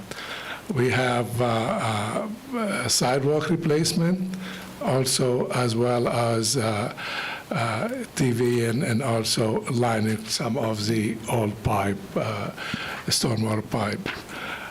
Also, the vertical project, such as 5 Point, and also we have the roadway stormwater facilities and fleet and mosquito control and some others. The Public Works Department's FY23 budget is $110.1 million. The fiscal '24 proposed budget is $124.1 million, an increase of $14 million or 12.7%. Personnel includes 1 new FTE, and a big bulk of the overall budget variance in Public Works is related to the sales tax program and its projects. Here you see the sales tax fund supports 51% of the Public Works Department's FY24 budget request. The Transportation Trust Fund, which does include a $5 million subsidy from the general fund, represents 21%. That supports roads, traffic, and stormwater. And the general fund supports fleet, facilities, and watershed management. If you exclude one-time projects, the overall base budget across all programs in Public Works is going from 47.4 to 50.4, or a 6.4% increase. There's 284.3 FTEs in the current budget, with 1 new facilities maintenance tech being requested, for a total of 285.3. And the budget highlight, as you know, we've been working on the basin study. We have done several of them completed, and some of them it is underway or within this fiscal years. We're hoping to finish them by the end of next year. We have also as well the stormwater master plan update. Started this year, and hopefully to finish it by the end of 24. Transportation mobility plan update on target to be completed this year. And we have the vertical project in progress. We have 172 million, 4 of them in design phase and 3 in construction. Also, as well, we have fire stations. The chief lists some of them before in his report, and we working with the fire department, are partnering with them to manage those stations. Traffic engineering completed a 6-mast arm conversion project and a 3 ITC and a fiber project as well. Also installed 1 new signal. And also they replaced the boiler for the GA correctional facility, and also pressure wash and painted the GA correction facility as well. And if I could just add just a few things. One, not to tell John, as soon as that microphone got closer, I thought his voice went lower. got softer, I should say. So, as you know, with bringing Christian Swenson, our new assistant county manager, on, what we are doing and what he has been doing his last 2 weeks, and will continue to do. Another one that I'm going to bring back to the board, we are doing a full review of Public Works and all the different divisions underneath Public Works, so we're continuing to review that.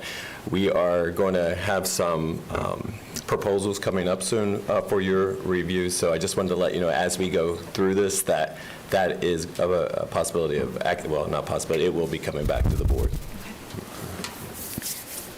Commissioner, before we jump into questions, there's one more slide. It's related to countywide fleet and facilities replacement.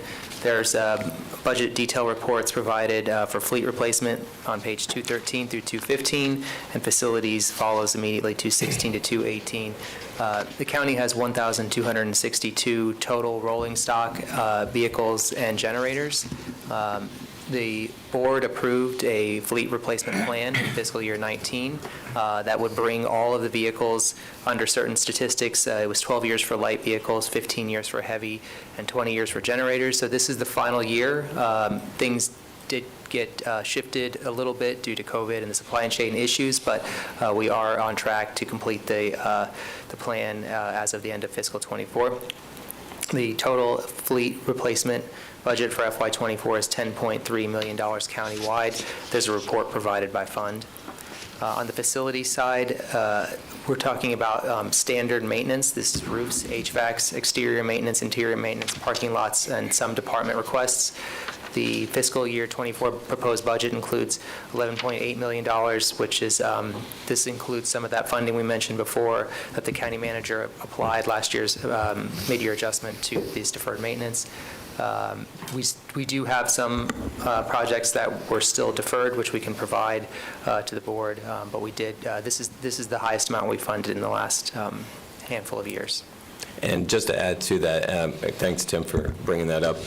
As I was reviewing the budgets, the first, month or 6 weeks that I was here, I just started noticing the deferred maintenance of our facilities that were going from year to year. And so one of the priorities that I had asked our staff to put on was to increase that facilities maintenance budget, and I have Christian working on that as well. He's busy right now with him and the staff. And so we put extra dollars in there, as you all have noticed, even over the last couple of weeks, the month that I've really noticed it. You all have noticed it a lot longer than I have. But just our HVAC systems throughout, just not this building, but throughout our facilities, our roof replacements are in desperate need. And so I really wanted to prioritize that to the board this year and put that in the budget. And to give you updates, again, on a quarterly basis to see how we're doing on those. So you'll notice that through the facilities budget. Questions for Mr. Drudge? Commissioner Herr. I do just want to point out that I pulled the trim piece off of the dais right here, and now there's a nail sticking out while you're speaking of maintenance. And I don't have on the right shoes to hammer it back in myself. But I just wanted to give a shout out to John and his entire team for getting the red light installed on 415 and Celery. That was the first thing I requested when I got onto this board. and it is a life-saving game changer. So I appreciate they fast-tracked it, got it done, and I appreciate your entire team, because I know we're in touch with you all the time, so, but thank you for that. And I think the Midway community thanks you as well. That is where that request came from. Commissioner Delory. Thank you, Madam Chair. It's easy to sit up here and say that there is something wrong and to point out why something's not getting done, but there's so many times we don't talk about all the wonderful things that you all have done, all the wonderful things that you've accomplished without sometimes us even knowing about it. Also, responding to citizens on a regular basis, it's truly, truly amazing. We should also, and Commissioner Herr actually spoke about that. There are so many things that we should celebrate of the wonderful things that you've done and your staff has done. And I look forward to the upcoming year. We can pick apart little things, but the heart that you all have on doing the wonderful things that you do truly does go noticed by so many people, and we hear that from our citizens on a regular basis. I would also tell you, as our staff reaches out to you when they get phone calls, you're more than, and I hate to say this, Johnny on the spot, because you're just who does all the things that you all do, even during times of hurricanes or whatever disasters out there. It's noticed. Thank you. Commissioner Zembauer.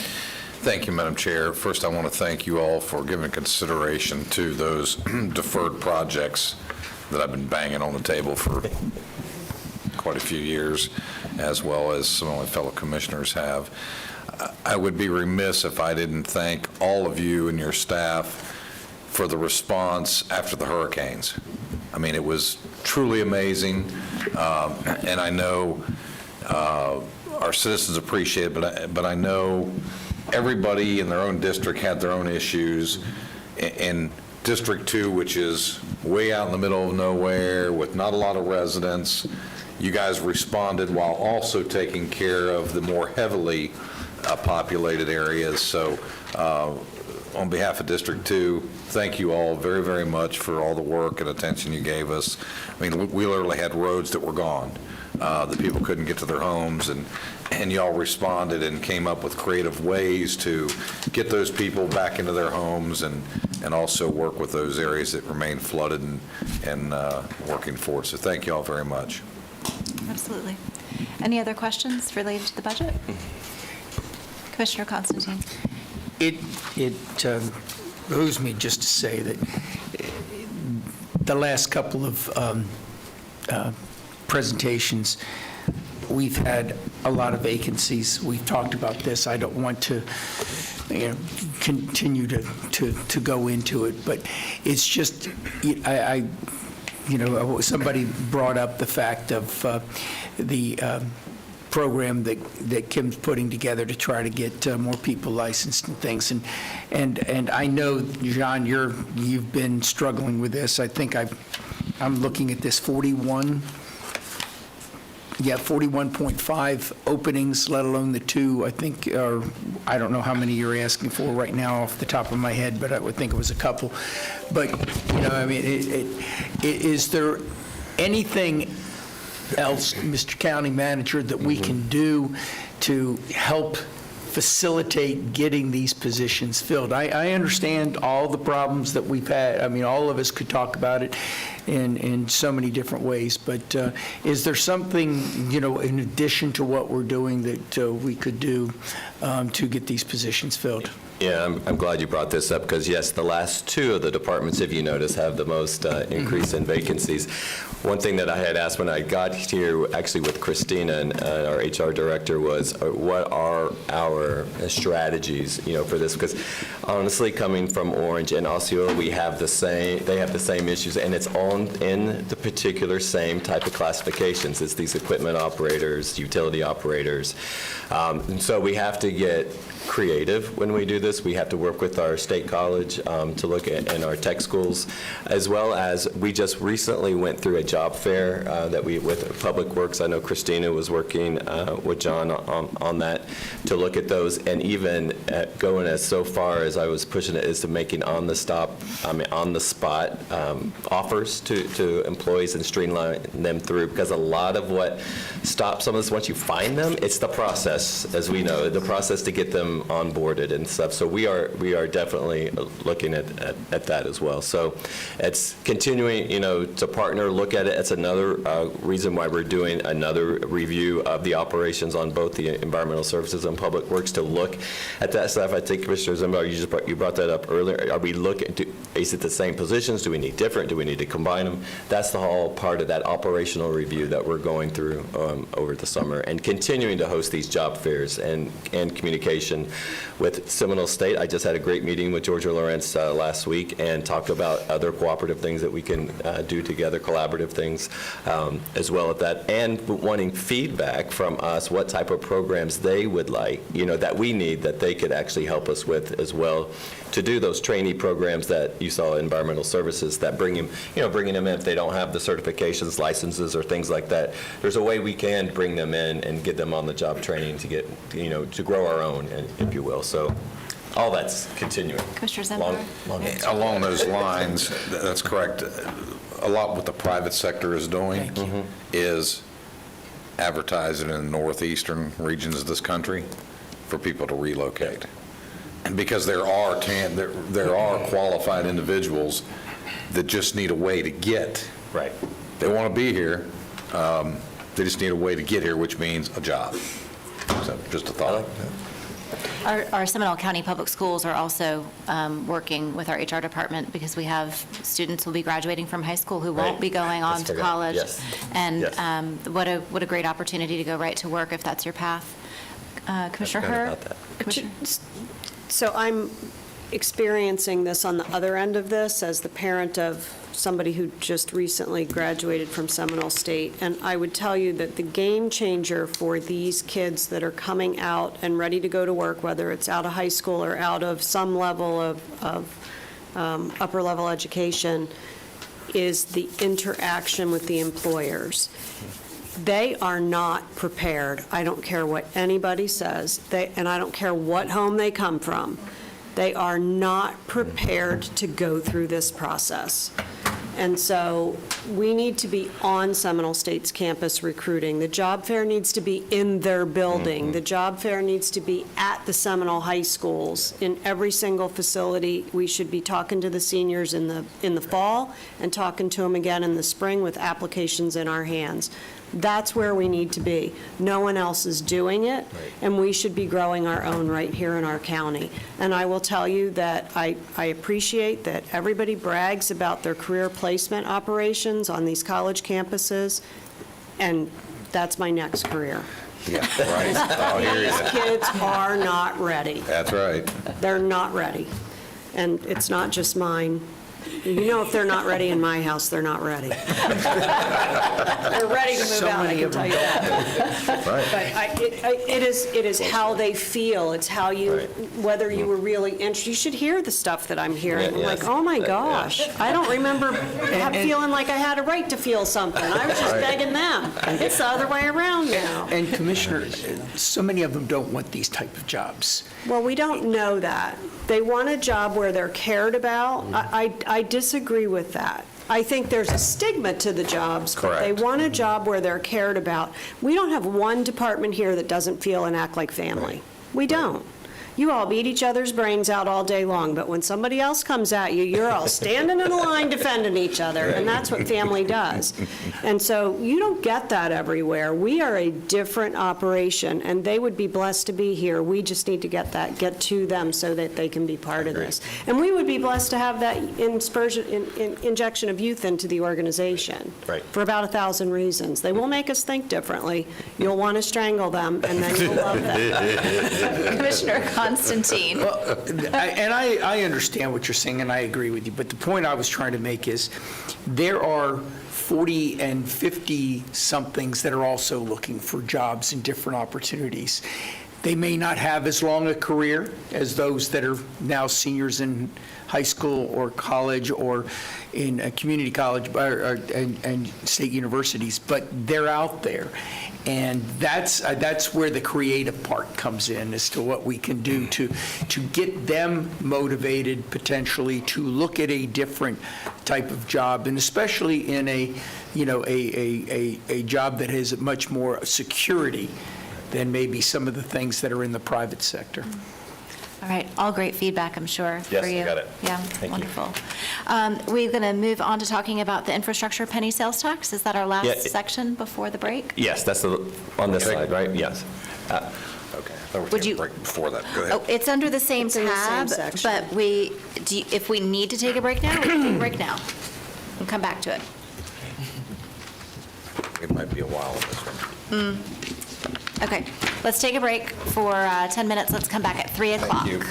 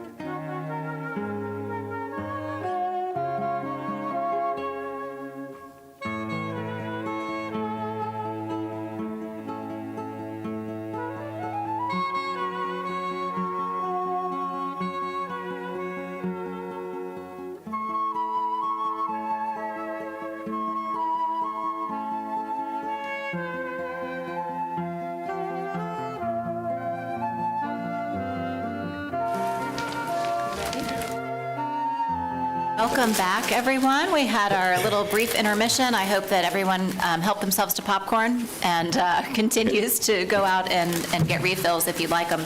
We're going to start back talking about the infrastructure penny sales tax, and I'm going to turn it over to Mr. Gray. Thank you, Madam Chairman and Commissioners. So we thought this was the perfect opportunity for, during the budget work sessions, to discuss the penny sales tax, the infrastructure sales tax. As you all know, we're in the third generation of that. It actually sunsets next December of 2024. And so what I have asked our Director of Office of Management and Budget is to go over the revenues, how much we anticipate, how much we do get in, and also go give you scenarios that with or without this sales tax, what it does to our program.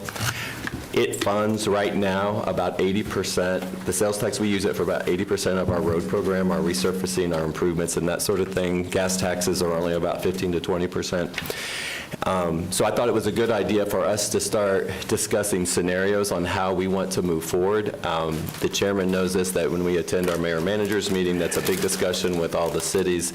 We're looking for our direction, and I'll let you discuss that. So I, as a county manager, would like, direction from the board as well, because if we're going to move forward with the renewal or to go forward with it, I would like, to start, starting with projects and things that we've all talked about.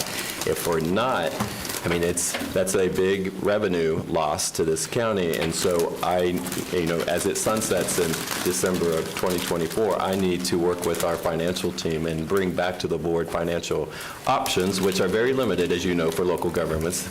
They don't give us either we have taxes or fees, right, basically, and then we can beg, borrow, and steal for grants that's out there. So, not to put a dim light on, but I just wanted to give you the full picture, and then where we are now, like I said, with our third generation and where we are spending levels and projects. Not into great detail, but that you have all of that, and I'll let Mr. Jex explain the package to you. And then we do have staff here available, so if we have questions about certain things about projects, we can definitely answer those as well. So turn it over to Mr. Jex. Thank you.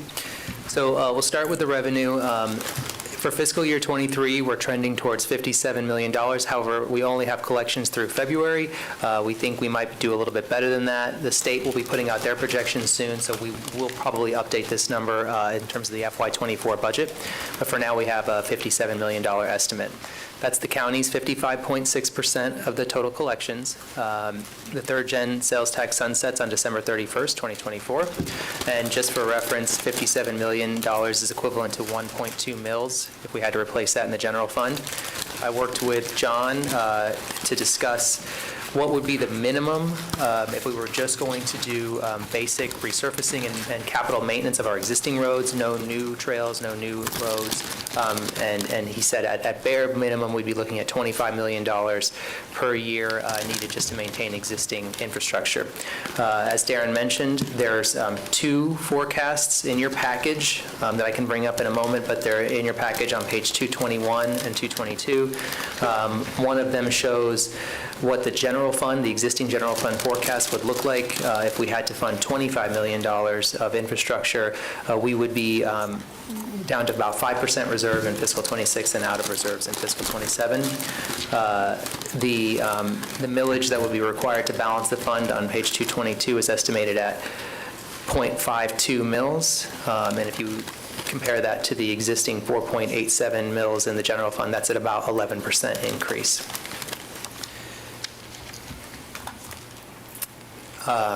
So we provided separately a package with your books that goes through the county's third-gen sales tax referendum list. So the package is 79 pages. The first 20 pages includes the actual exhibit that was included in the project list that was included with the referendum.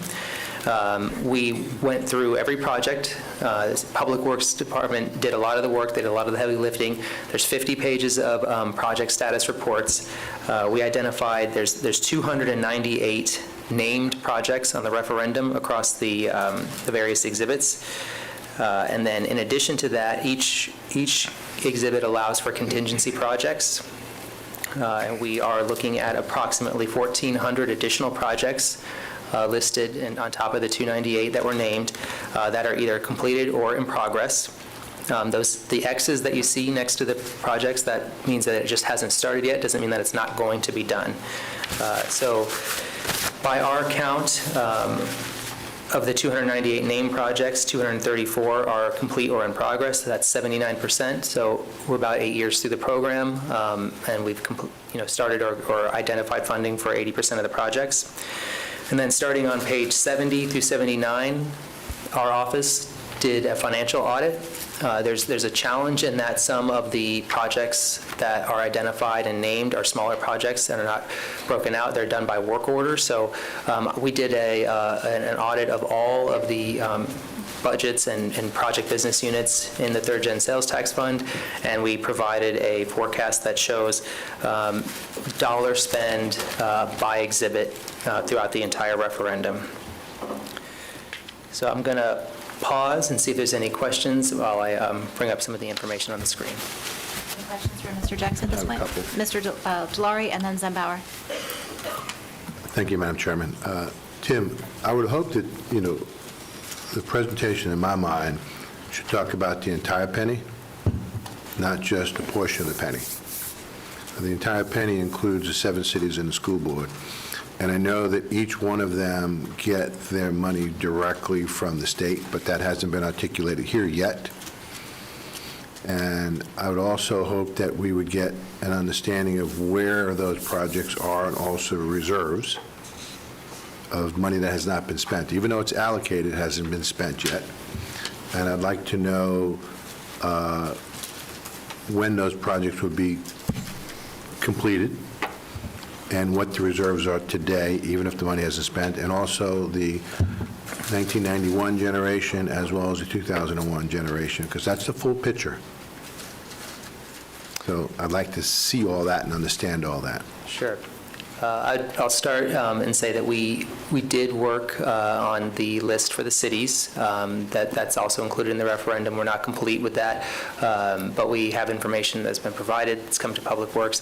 We're going to be working with the county manager to validate that list as well. I don't have all the questions that you just asked, but I would also point out that there's no reserves in the first or second gen sales tax fund. So it's totally done. There are projects outstanding, no reserves. And I said, even though I didn't say, I said reserves and projects that are also, the money is still there, but hasn't been spent yet. I also said that. Yep. So which projects are in the 91 and 2001? And I think it's the term, I think, that we're using, because what Mr. Jackson even mentioned to me as well is that if the dollars that are left from that first or second are in a named project, so it's not in a reserve account. So that's okay. The money that's in a named project that has not been spent yet, I'd like to know what those named projects are, and I'd like to know when those named projects that have that money, when will they be completed? Understood. In your packages as well, starting on page 239, we haven't gone over the countywide CIP yet, but we did provide a list of the entire FY23 amended budget, which includes all active project budgets. There is a section for sales tax projects, but I think, Commissioner, we would like to provide a better report that more specifically answers your question in terms of the fund balances. Because I know there's money there. Sure. And I think it's important that the county manager get the opportunity to clarify as we have conversations about this moving forward, is when we say there's money there, it's not that it's there because we just have nothing better to do with it and it's just sitting there being unutilized. It is there to be used. It is allocated. So we need to make sure we're really careful when we're asking the question, for sure, but then feel free to expand in your answer so that we get the full, we want to answer the questions, make sure everybody gets every question answered, but we also want to, if it's not just a yes or no, feel free to expand. exactly. So when will we get all that information? We have, and you can speak, Tim, but I know we've requested that from the cities as well. Is that what you're asking for, that The piece? money from 91 and 2001. Tim, do you, or John? I can answer those. Yeah, we do have a list for the 1991 and also 2001. You're going to have to pull that microphone up. I can provide it to everybody, or we can. Oh, it's go not over it. on. I have the list, either way. So let me pull that all together, so we're not doing it on the fly here, and so I'll get that all in, all just that trying to get a you. full picture. Absolutely. The school board and the cities, I will say, from the conversations we've had at mayors and managers, all of the city managers have said that they are compiling or have compiled their lists. Okay. And I know Mr. Gray is working with all of them. The school board has theirs, actually is on their website. You can pull up their list at any time and see what they've spent, what's completed, what's still going. They're probably one of the more transparent of the entities, frankly, with having it on their website. But I think this conversation, because it's about our budget, is about our portion, but definitely need to get all of that. And I'll get that for everyone to provide it. So I think there was a question in there, and the question was, do we support the referendum? And my answer is yes. So just with the 2 minutes that Tim was speaking, without it, it would warrant an 11% increase to the millage. About half of that comes from out-of-town payers of the penny. So in essence, they're subsidizing a 6% increase to the millage that doesn't have to happen. We're 8 years into the program and 80% through the projects, and there's no reason not to do this. Commissioner Zembauer? Thank you, Madam Chair. Mine is going to be along some of the same lines that was just discussed. Fortunately or unfortunately, I've gone through the brain damage of looking at every project list that Mr. Dredge has put together. I think he's holding actually the exhibit that I've fully reviewed and asked questions about and have been through probably more than I ever care to be. I've also met with Mr. Jex and asked some very pointed and very tough questions of both these individuals. And I think we got to be careful of what we say from the standpoint of, here's the reality. The reality is, if you understand the documents, you understand the finances, to argue that there's somehow money that's not spent, okay, on the surface, that's a true statement. But they're encumbered, which means they're already committed to a project that is either in design phase, RFP stage, some stage along the way, and to Mr. Dredge's benefit and our benefit and the taxpayers' benefit, he has his staff and other county staff constantly looking for federal and state grant money, which then further leverages the income that's coming off the optional surtax, which 25 to 30% of non-citizens are paying. I have found in my complete review nothing that is not, quote, going to be spent, encumbered. Can it be delayed because we picked up $1.2 million of federal grant money? Great. Now we can build some sidewalks over in Commissioner Lockhart's district. You keep those sidewalks that much. Or we can add new trails in my district or Commissioner Delari's district. But there's this false narrative on the realm that somehow first gen, second gen money has not been spent. That's a bookkeeping issue from the standpoint of it's spent. If you take it, it's not reserves. If you take it and put it towards something else, now you're not going to do the project that was encumbered upon. So I think it's important that we all understand that from an accounting perspective, based on the promise that was made to the taxpayers, based on the referendum itself, based on the list, and good for our community if we're able to leverage more money through grants to do more projects that weren't on the list. So I have no problem believing that there's this bunch of money laying around. So I definitely will support moving forward. The options are going to be, this is one of the few counties, I think one of 2 or 3 in the entire state, has no stormwater fee whatsoever to handle drainage projects. That's a tax that could be invoked. Do we want to do that? If push comes to shove, we may have to make some tough decisions. Do we want to raise the millage? No, we don't want to raise the millage. That's a tough decision. But the reality is, our community has come to rely on a certain level of service that is being funded by people that don't live here, and that's a huge benefit. And I think they have spoken and they've seen that benefit, and that's why they've approved it each and every time.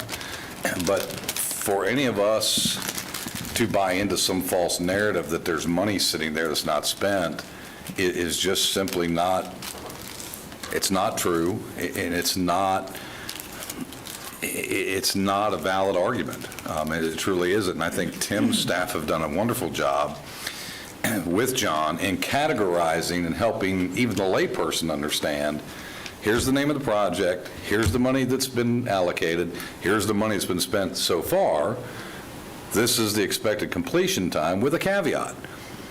If we find additional money through grants, well, okay, we're going to bring that in, and that money can be used for another project.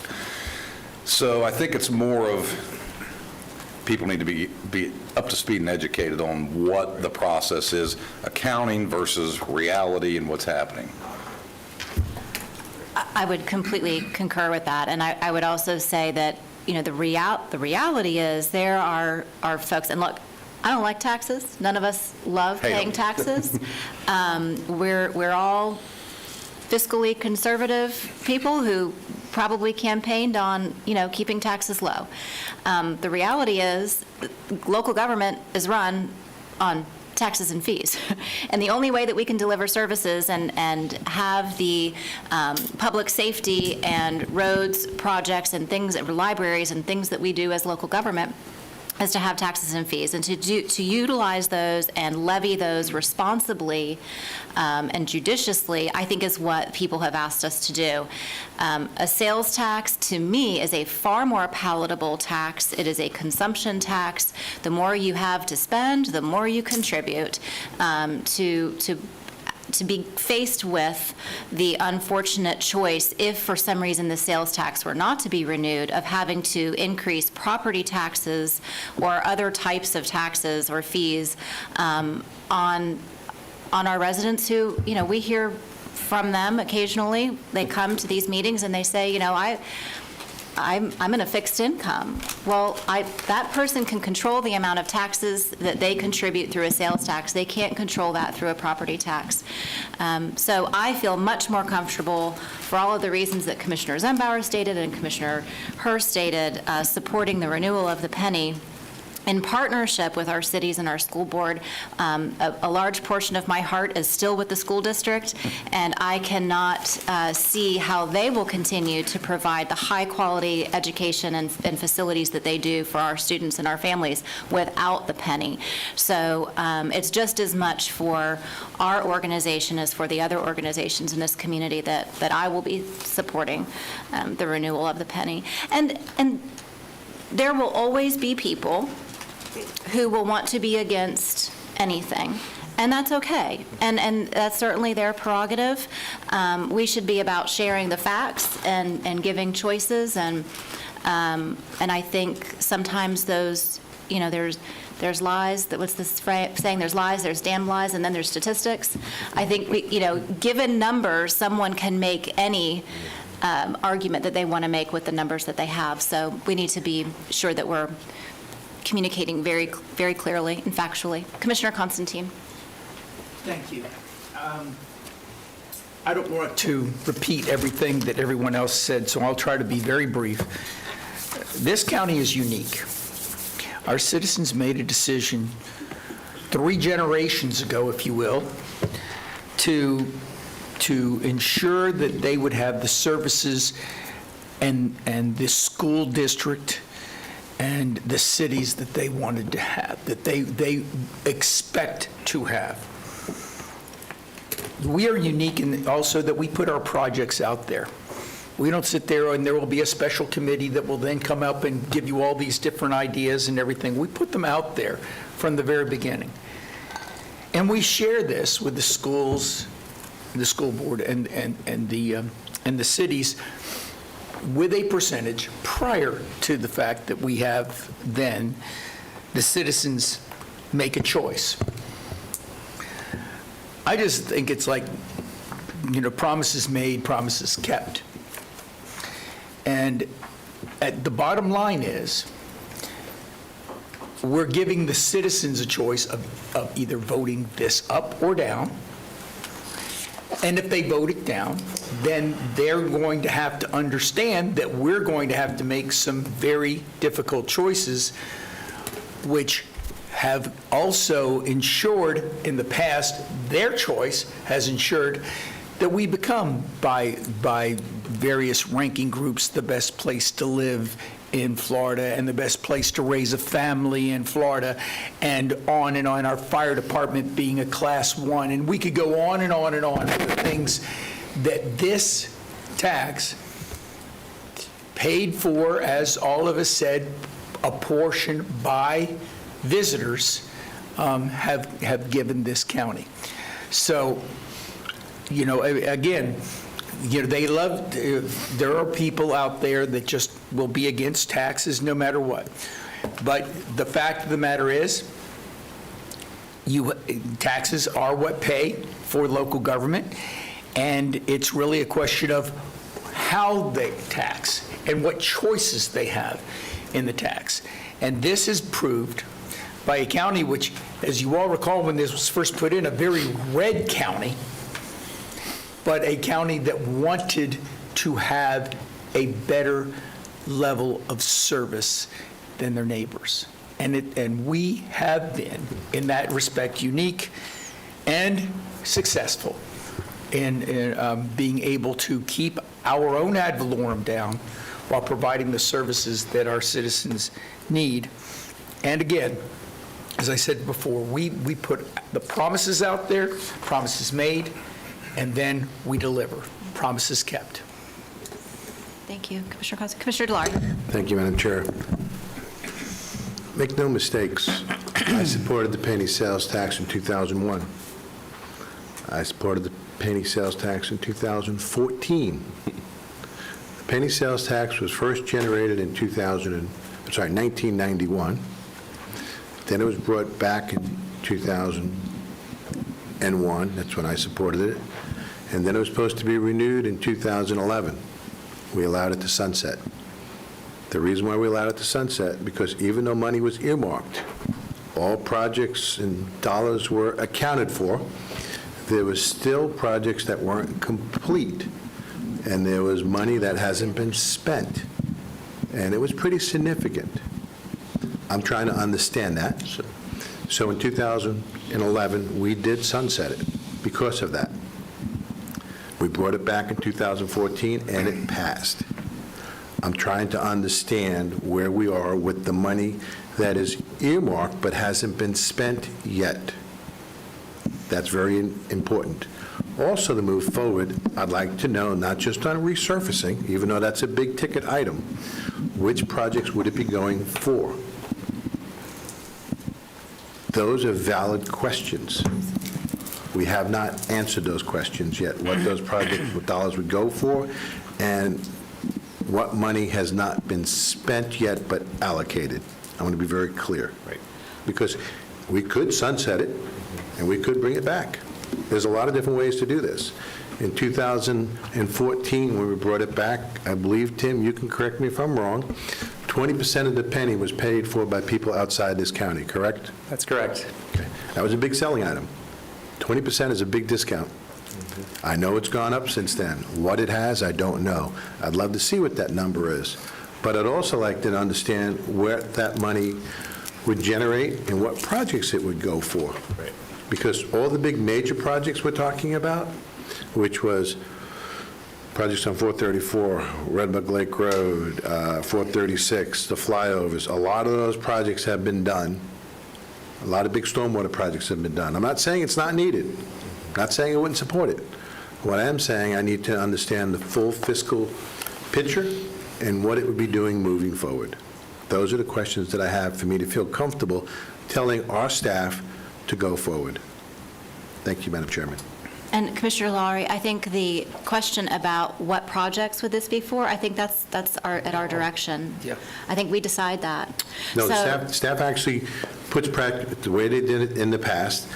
We work with staff, they give us recommendations, we tweak it back and forth. It's not us coming up with projects, it's working with staff to put together a plan so that we all understand what's going to happen, so that we're promoting different aspects of the county effectively. So I think staff takes direction from us still. Right. They do. So I think it's unfair to ask Mr. Gray at this point to tell us what projects there would be when we have not given him direction to move forward. Didn't say So that. we need to not, have it look as though he's coming to us with, without all the information. The other thing I would say is, this is not a transportation tax, and that is really, really important that we make that very clear. This is not the Orange County transportation tax. This is not the sidewalk tax. This is not the road tax. This is an infrastructure sales tax. So this could go toward libraries. It can go toward parks. It can go toward land acquisition. When you read all of the things that the legislature allows this tax to be spent for, we have not fully, in my opinion, in the past, utilized it for all of the things that our citizens would enjoy and benefit from. It's how we have used it, but it doesn't have to be limited to the things that are on that list on the screen right now. So those are the kinds of things that the county manager and his team would need direction from us. And I'm just throwing, this is Amy, this is not the board, would libraries be something that we would want to fund through this?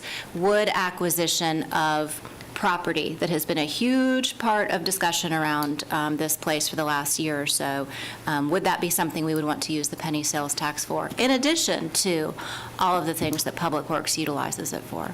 I think one of the reasons we saw failure in a neighboring county was because it was a limited transportation tax. And we have not had one of those, and that is not, I think, what we're talking about now. So really want to make sure that's clear.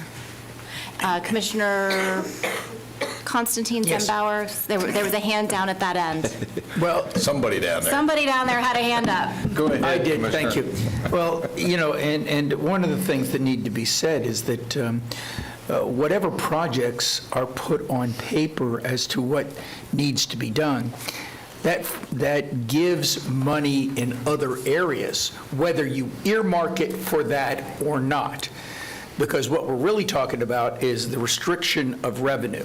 The other thing that I've always felt that we have done right in this is we put the projects first, and we share it with the school board, and we share it with the cities up front.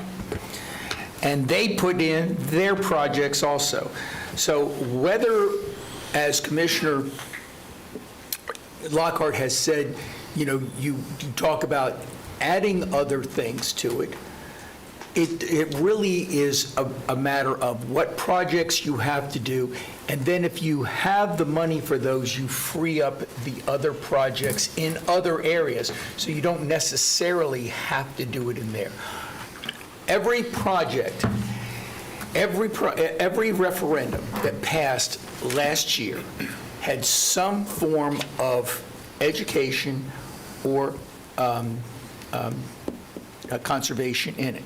Now, I'm not suggesting that you put that in. I'm just saying, if you have this amount of money for these projects, then there will be other money available for other things. So again, I believe this county has done things right, and I like Commissioner Delory was here when we resurrected it. I felt that we made a mistake by sunsetting it in the first place, because then it becomes a new tax, not a.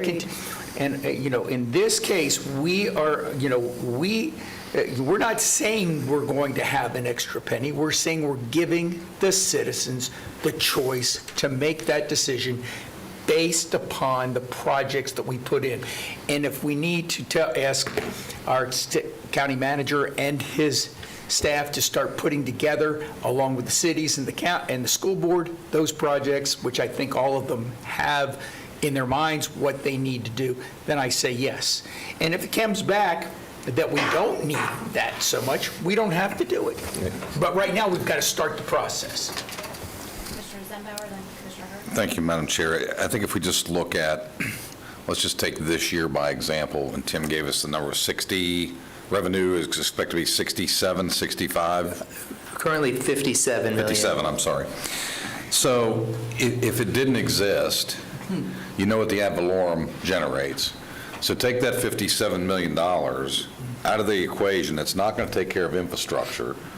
Where are you going to get the money from the rest of the general fund to do the infrastructure work that's being done? That means you're going to take away from a lot of things.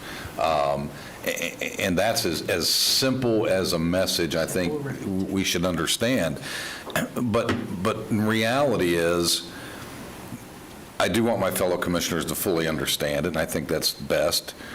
We've had the information from Mr. Dredge for, I know I've had it in my office for at least a few months.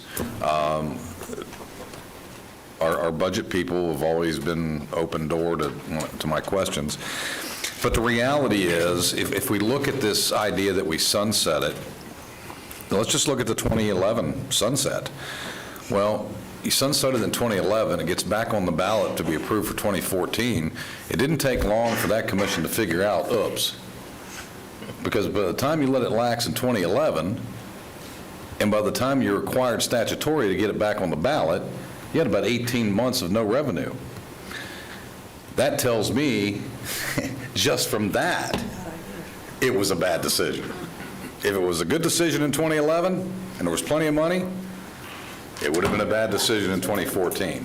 In addition, I don't know how much more democratic we can get. Ask the citizens what they want to do. I get it, some people don't like it, don't want it, fine, vote against it. But I think the majority of the people, 3 times now, have seen the benefit, they understand the benefit, but it lands on us, as Commissioner Constantine has said, when that promise is made, that promise must be kept. And you must be able to demonstrate that that's happened. I don't know of a rational citizen that's going to argue that if we said you're going to spend $5 million on Project X, and we were able to get $2 million from federal grant money to do on Project X, guess what? We're able to now do Project X1 and X2 because there's more money there. So I think, we're going to have a candid discussion about how the referendum would go out. I think that's another work session, but I'm on the side of, I think staff has done what they should have done. Now, arguably, I think when Commissioner Lockhart and I came on this board, there was some concerns because we weren't programming projects to get them out the door quick enough.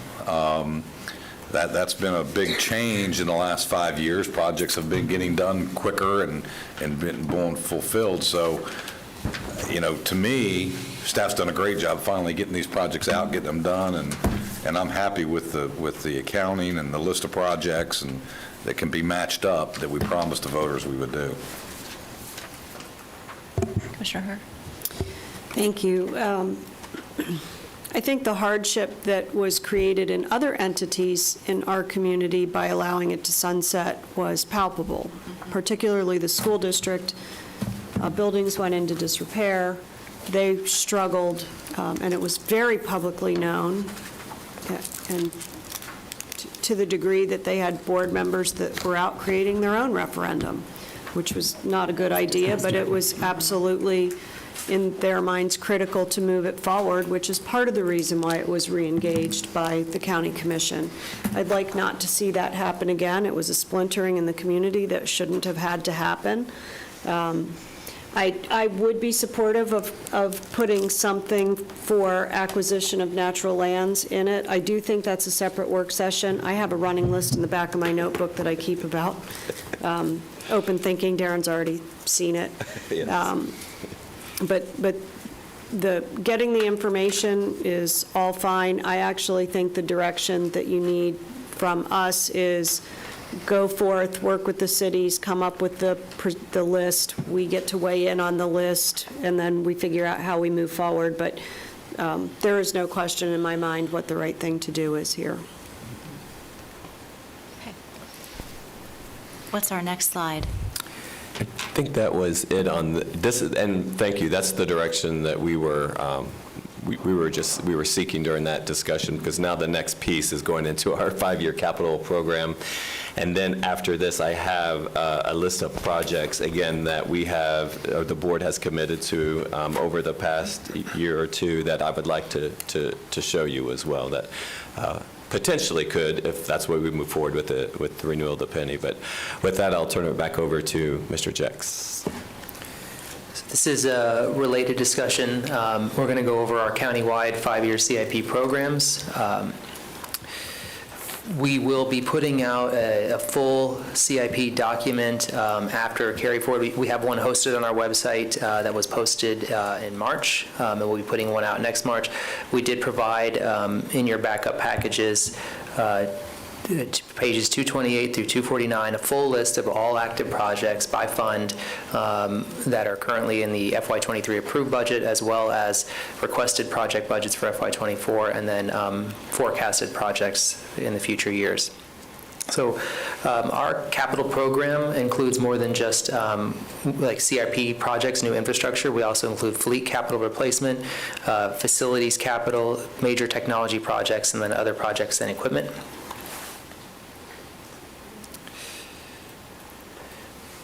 There are currently 1,187 projects budgeted in the county's 5-year CIP. This slide includes active projects, and for the purpose of this discussion, active means anything that is currently budgeted or identified in FY24 or in the 5 years. So if the project is complete and there's no additional funding being requested, it doesn't show up on this slide. The FY23 current budget, that reflects after our recent carry forward, and then FY24 and beyond are estimates that were provided by our departments. This is a list by fund. So the total current FY23 CIP or capital improvement budget is $540 million. You can see how the breakdown is set up for each fund. We're not going to go through all the funds, but this is the list of how the $540 million in the current budget and the $134 million in the FY24 budget is listed.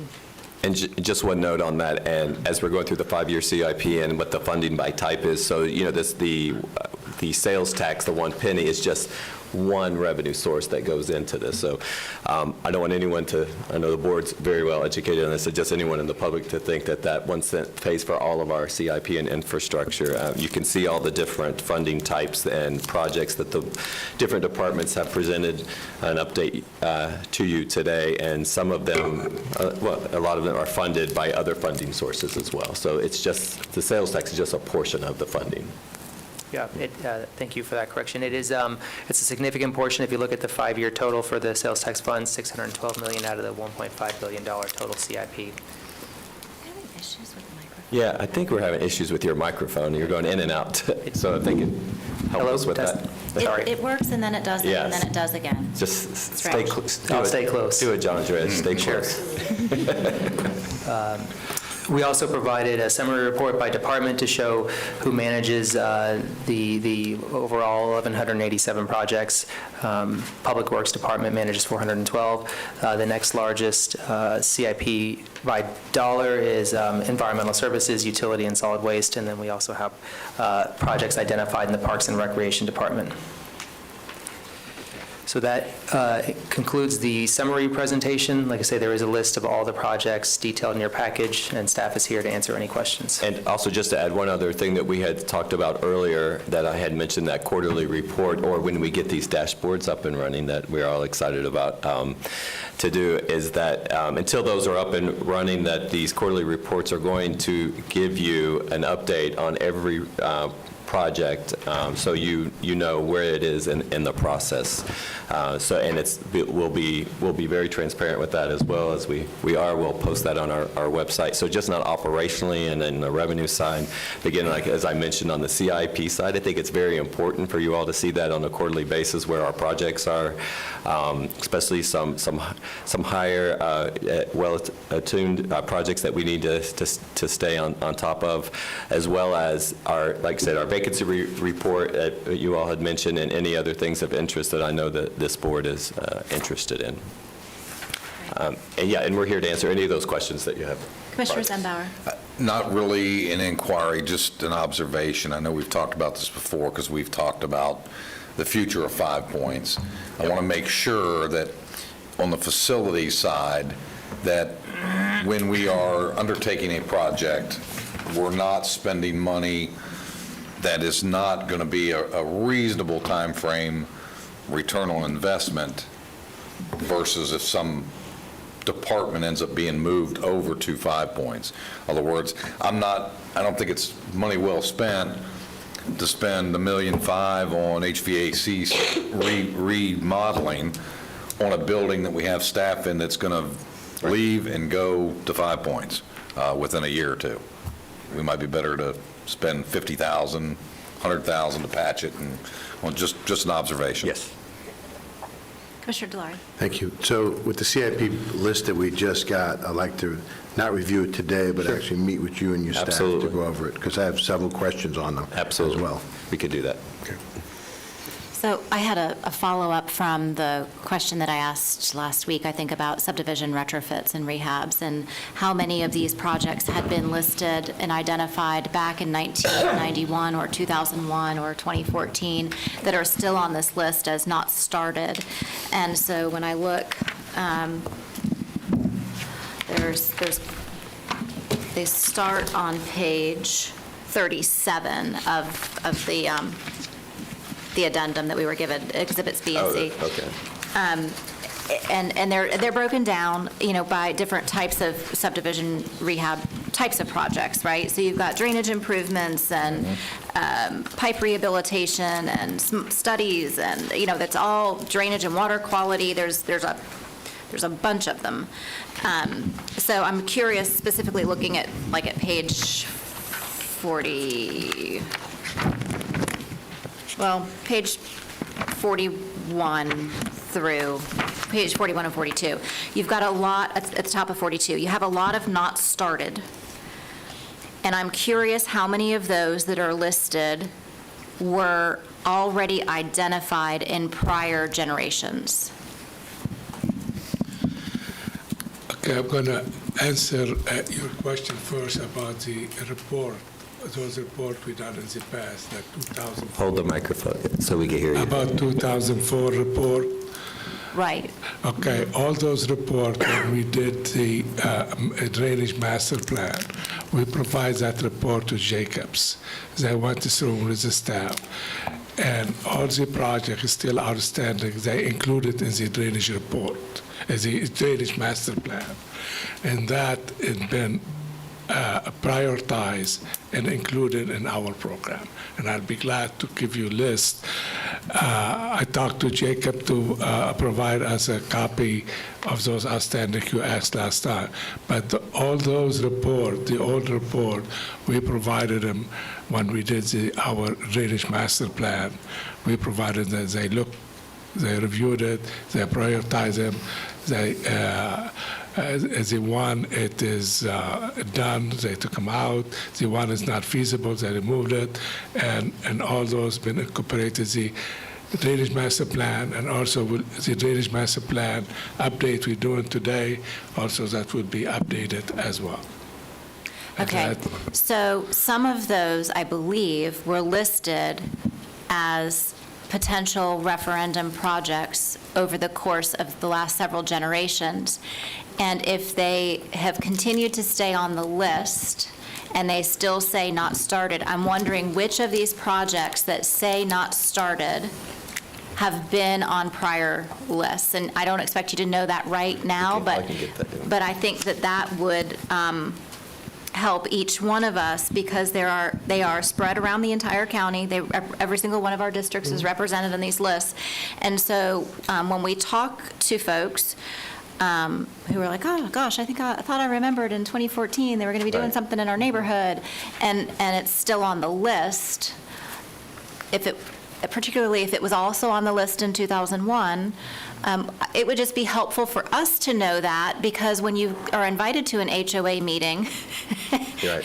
and they ask, so whatever happened to, and then, like, we need to know Right. so that we're not going in blind. Okay.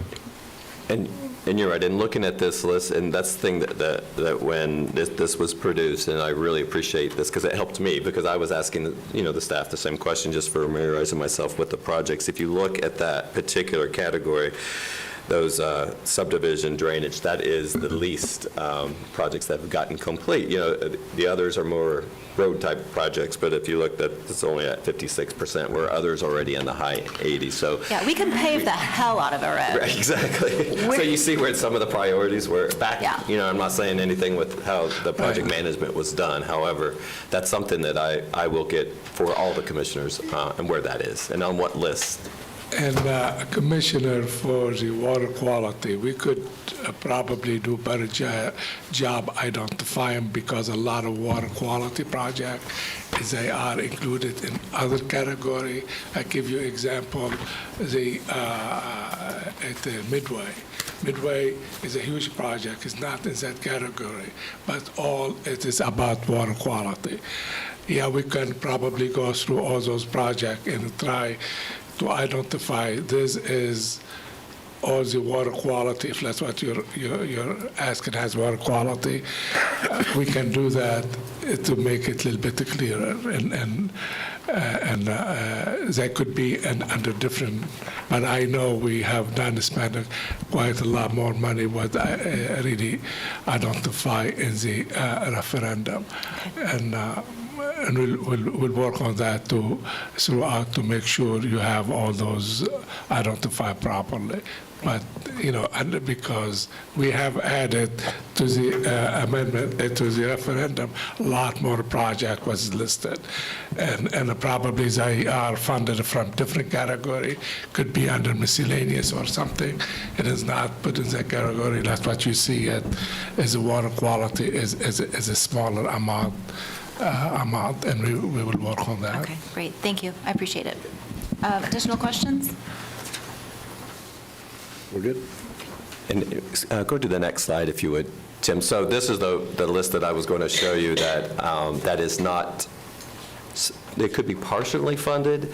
However, but this is a list that since I have been here and spoken with you all and staff, that is our list that we have committed to moving forward with. You already know about the Rolling Hills and Deer Run facilities, the Wekiva Golf Course we went over, Yarborough property we've talked about, Rosenwald Medical Examiner. I know Commissioner Zimbar is really working on that, and we'll be bringing that back to the board soon. The 5 points and the future phases of that, and of course the supervisor of election in the building.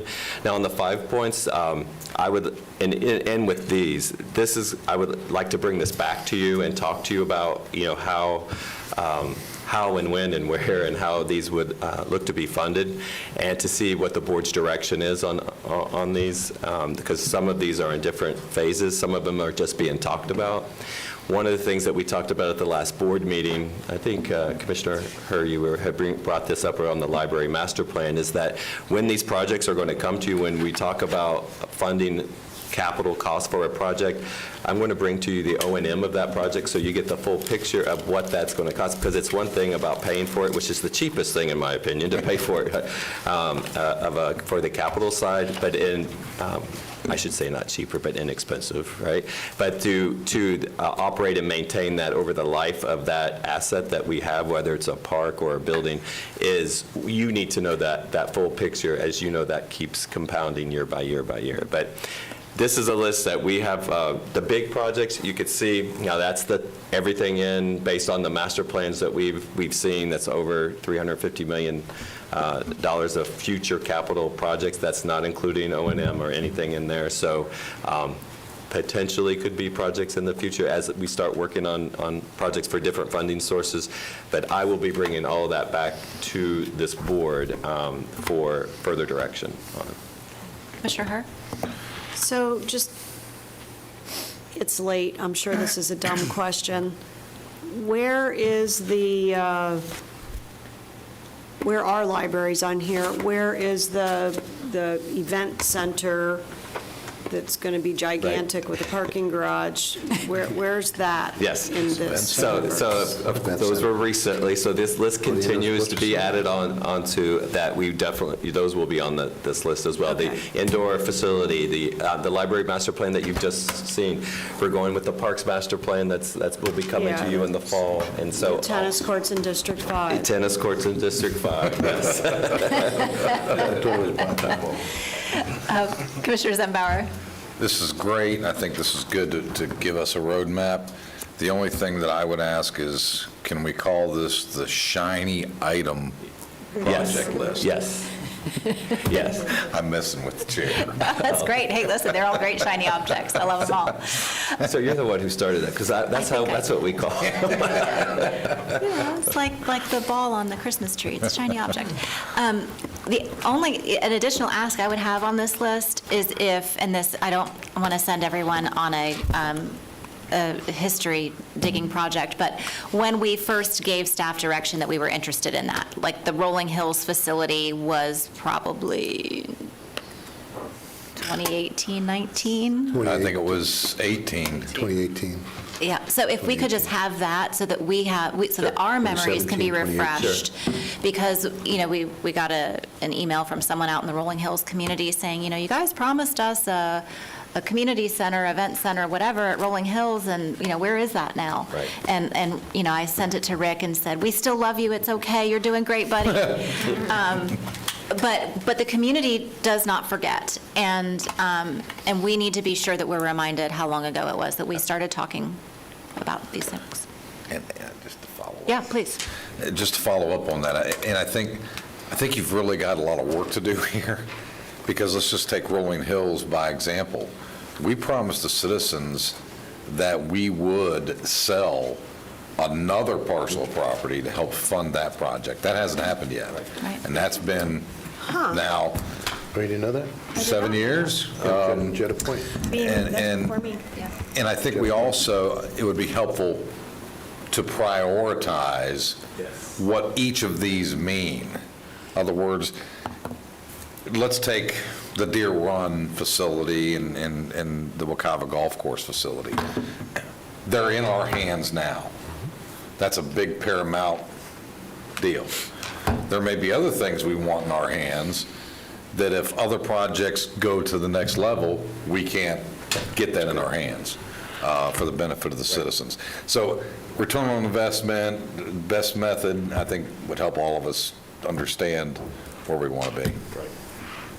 That's a really good point, and that's a philosophical discussion that the board probably has to have, because you could look at it two different ways. You could look at it, what if we start improving on these facilities that we already own, then that might preclude us from then having the funds to purchase other facilities. Or you could look at it from the perspective of, we've already bought these, let's get them to where we said we wanted them to be before we start buying, new things. So it is truly a philosophical discussion that we need to have to make sure that the county manager has clear direction on what way the board wants to go, because that could get very confusing. And you don't know what you don't know. It was Right. confusing for me, too, as over the years, and as staff has briefed me, you all have briefed me on what we've committed to, and what, really not us as a board, but what we've committed to the citizens of our county, right? And what they are expecting. One of the first community meetings I went into was Rolling Hills with Commissioner Constantine and Mr. Duran. That was an eye-opener for me. So I get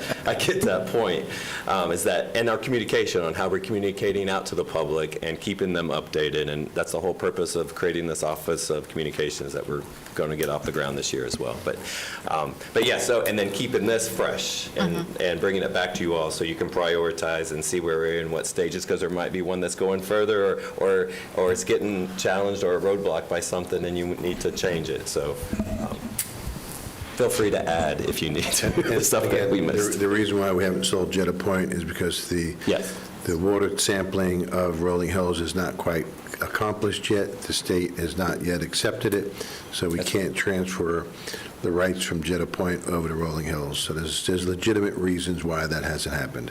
Yes, we have. It's not because we don't want to. Right. It's because there's legitimate reasons because of the well. There's one well in the middle of a road that has not come back satisfactory for the state, and that'd be another issue for another day. Right.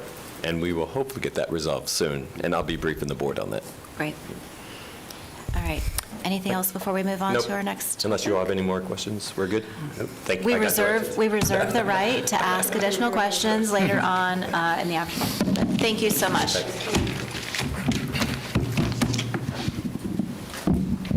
Just two easy ones. Don't underestimate us, Tara. I'm getting to that.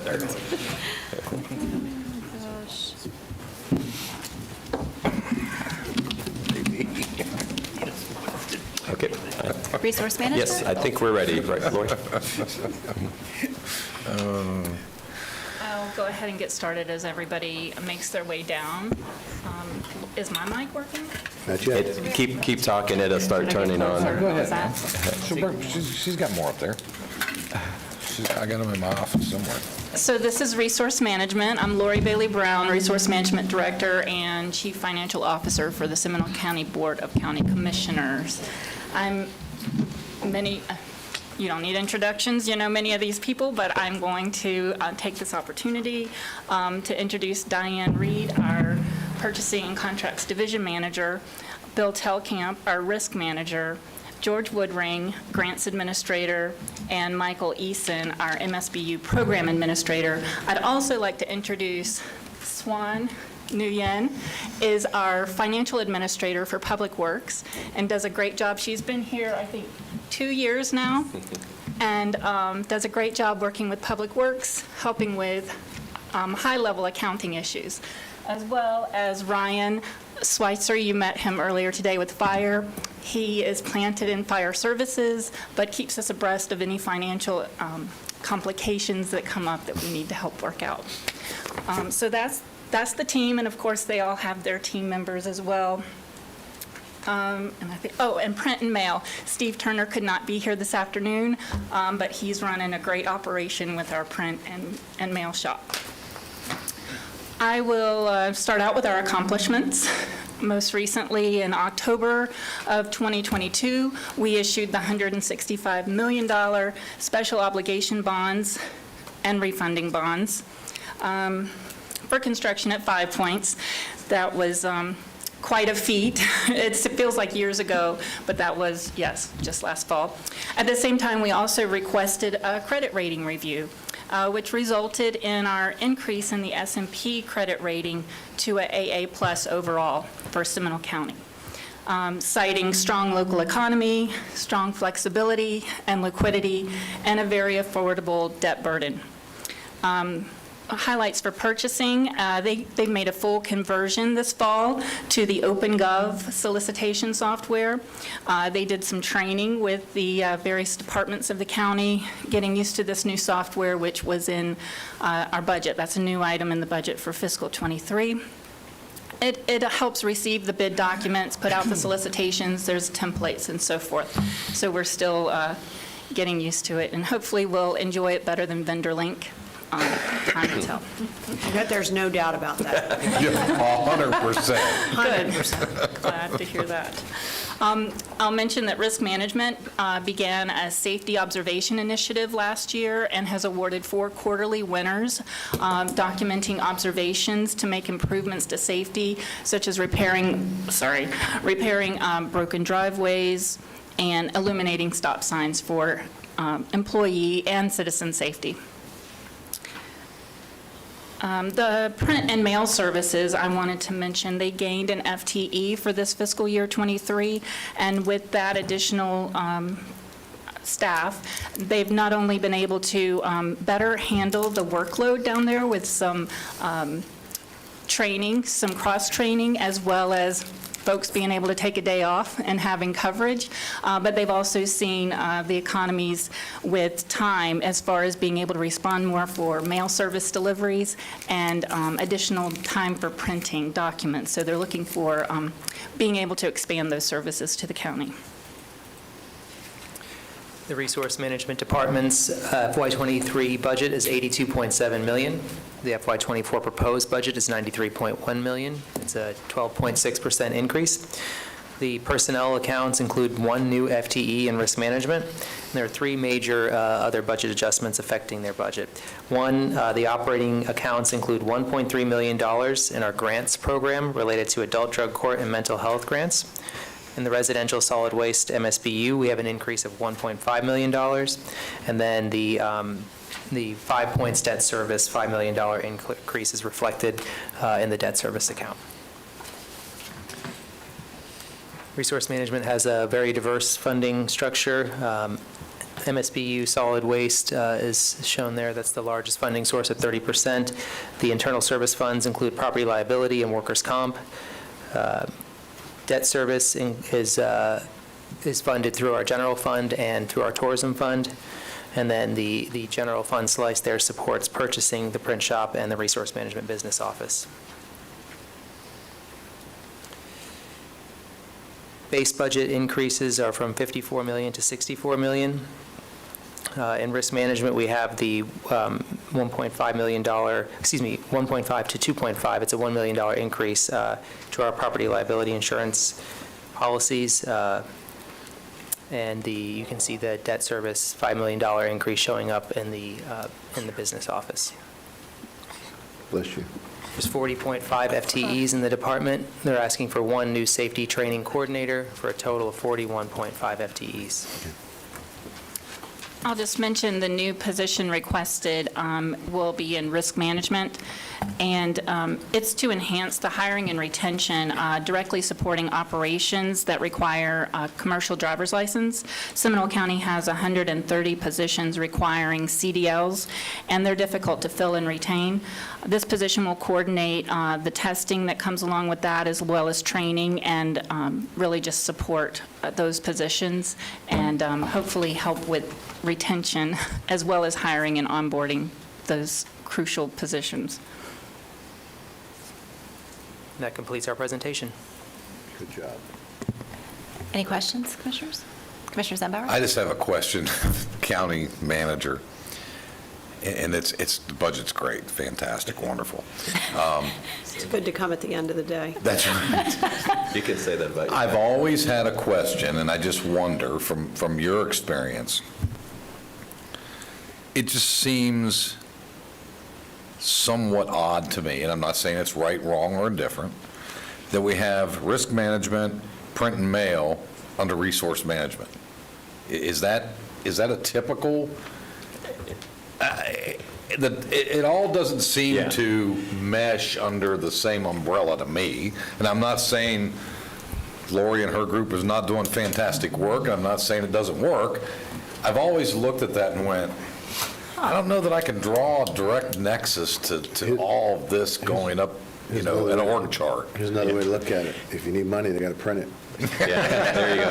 And, and I've seen it called different things, but I'll tell you, the majority of the departments that resource, or divisions that resource management has, fall under some sort of administration department. Right. And whether that falls under a county administration, or they have an administrative services or administrative support department. And Sure. I believe Seminole County had one at one time. They did. It was called administrative support, which a lot of this fell under. So This is actually the first place that I've been to that calls it resource management, and I thought, that's an innovative, it's a resource. So it's basically, you looked at, these are really internal resources for the main operating departments throughout the county. So, yeah, it's this or that. Just something I always wondered if we were the odd ones out, or...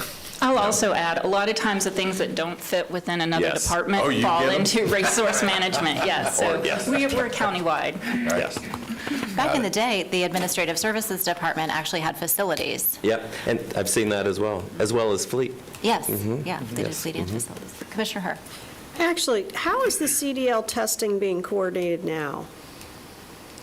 I'll defer to Bill for that question. So the departments have been doing CDL testing. That they had an in-house employee in environmental services who went out and became a state tester. That person has moved on. Over the years, it's been in, the state testing position's been in a few different places throughout the county. And this was an effort to really consolidate that position into a core position that doesn't have other duties unrelated to safety and training. It's the end of the day. So we're relieving duties of other departments, I guess, at some point, because we haven't questioned any of the new hires, but it seems like this is being done somewhere in the organization right now, but we're adding to staff to do this. And so if this is being taken away from 5 people, I guess I can understand that, because they're probably not doing it very well. But if it's being taken away from 2 people, so do you know how many? We do not currently have a tester. One person who was a certified state tester left our employment in the last 6 months. So you're actually hiring a tester? Now, we're going to hire a safety coordinator who will have among their duties the CDL testing. They will then be able to go out, and we will use them in the field for spot inspections, particularly related to commercial motor vehicles. Right now, we don't do any type of spot inspections. Are they doing their logs right? I understand that. Who's doing the CDL testing? So right now, they have found a third party in Orlando. Over the years, at times when we didn't have a tester, they would have to go to third parties. They've typically been in Orlando, Osceola County. And what happens is when an employee needs to go down for a CDL test, then the division has to send a piece of heavy equipment. They have to send another driver with them, a licensed driver, to go with that person for testing. And most of the departments find that inefficient. So I'm going to ask the question again. Is this person, because you're saying a coordinator, which to me doesn't mean they are doing the testing. Is this a tester? It will be a tester. They will be required to receive their state license in order to administer CDL tests, yes. Would this person take care of the nail under Commissioner Herr's chair? Would we be spot checking, things like that? That's our facilities group. We'll make sure they get that. Commissioner Zembauer, okay, I sorry. probably have 10 more. I just want to make Is sure, that- when you are Balance. referring to CDL testing, are you referring to certifying for a CDL license? Yes, sir. Okay. So I've always wondered why our loss prevention people, quasi-safety office, was not overseeing the DOT CFR 49 regs, which dictate everything that a commercial driver must do in all 50 states, which is everything from proficiency of testing, making sure of compliance with the regulations that our drivers would be driving, commercial drivers, as well as teaching and following up the manifests that are required, the documentation of the daily vehicle inspection reports, pre-trip, post-trip, and so on and so forth. So I'm assuming that's what you're going to have this individual doing, overseeing all that in Yes, addition to the testing. that's correct. He'll be like the safety officer and compliance officer for our commercial drivers in the county. Yes, Okay. exactly. Yeah.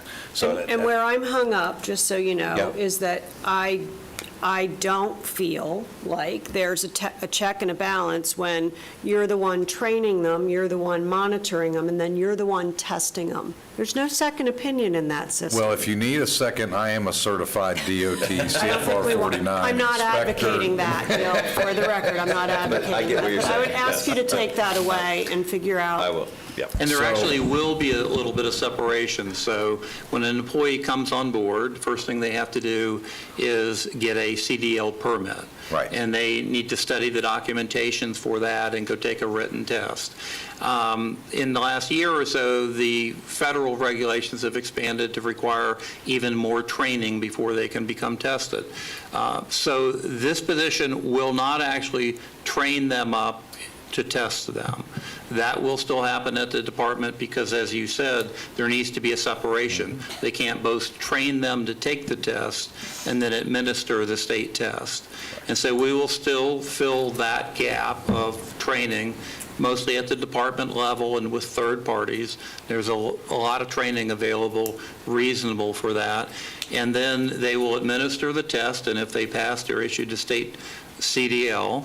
And then at that point going forward, we can do all the things Commissioner Zimbauer talked about, because they will not be retesting them. It's all yours, Darren. Got it. I have a question about MSBU's, and this came up because of an MSBU Citizen Lake Liaison brought this to my attention.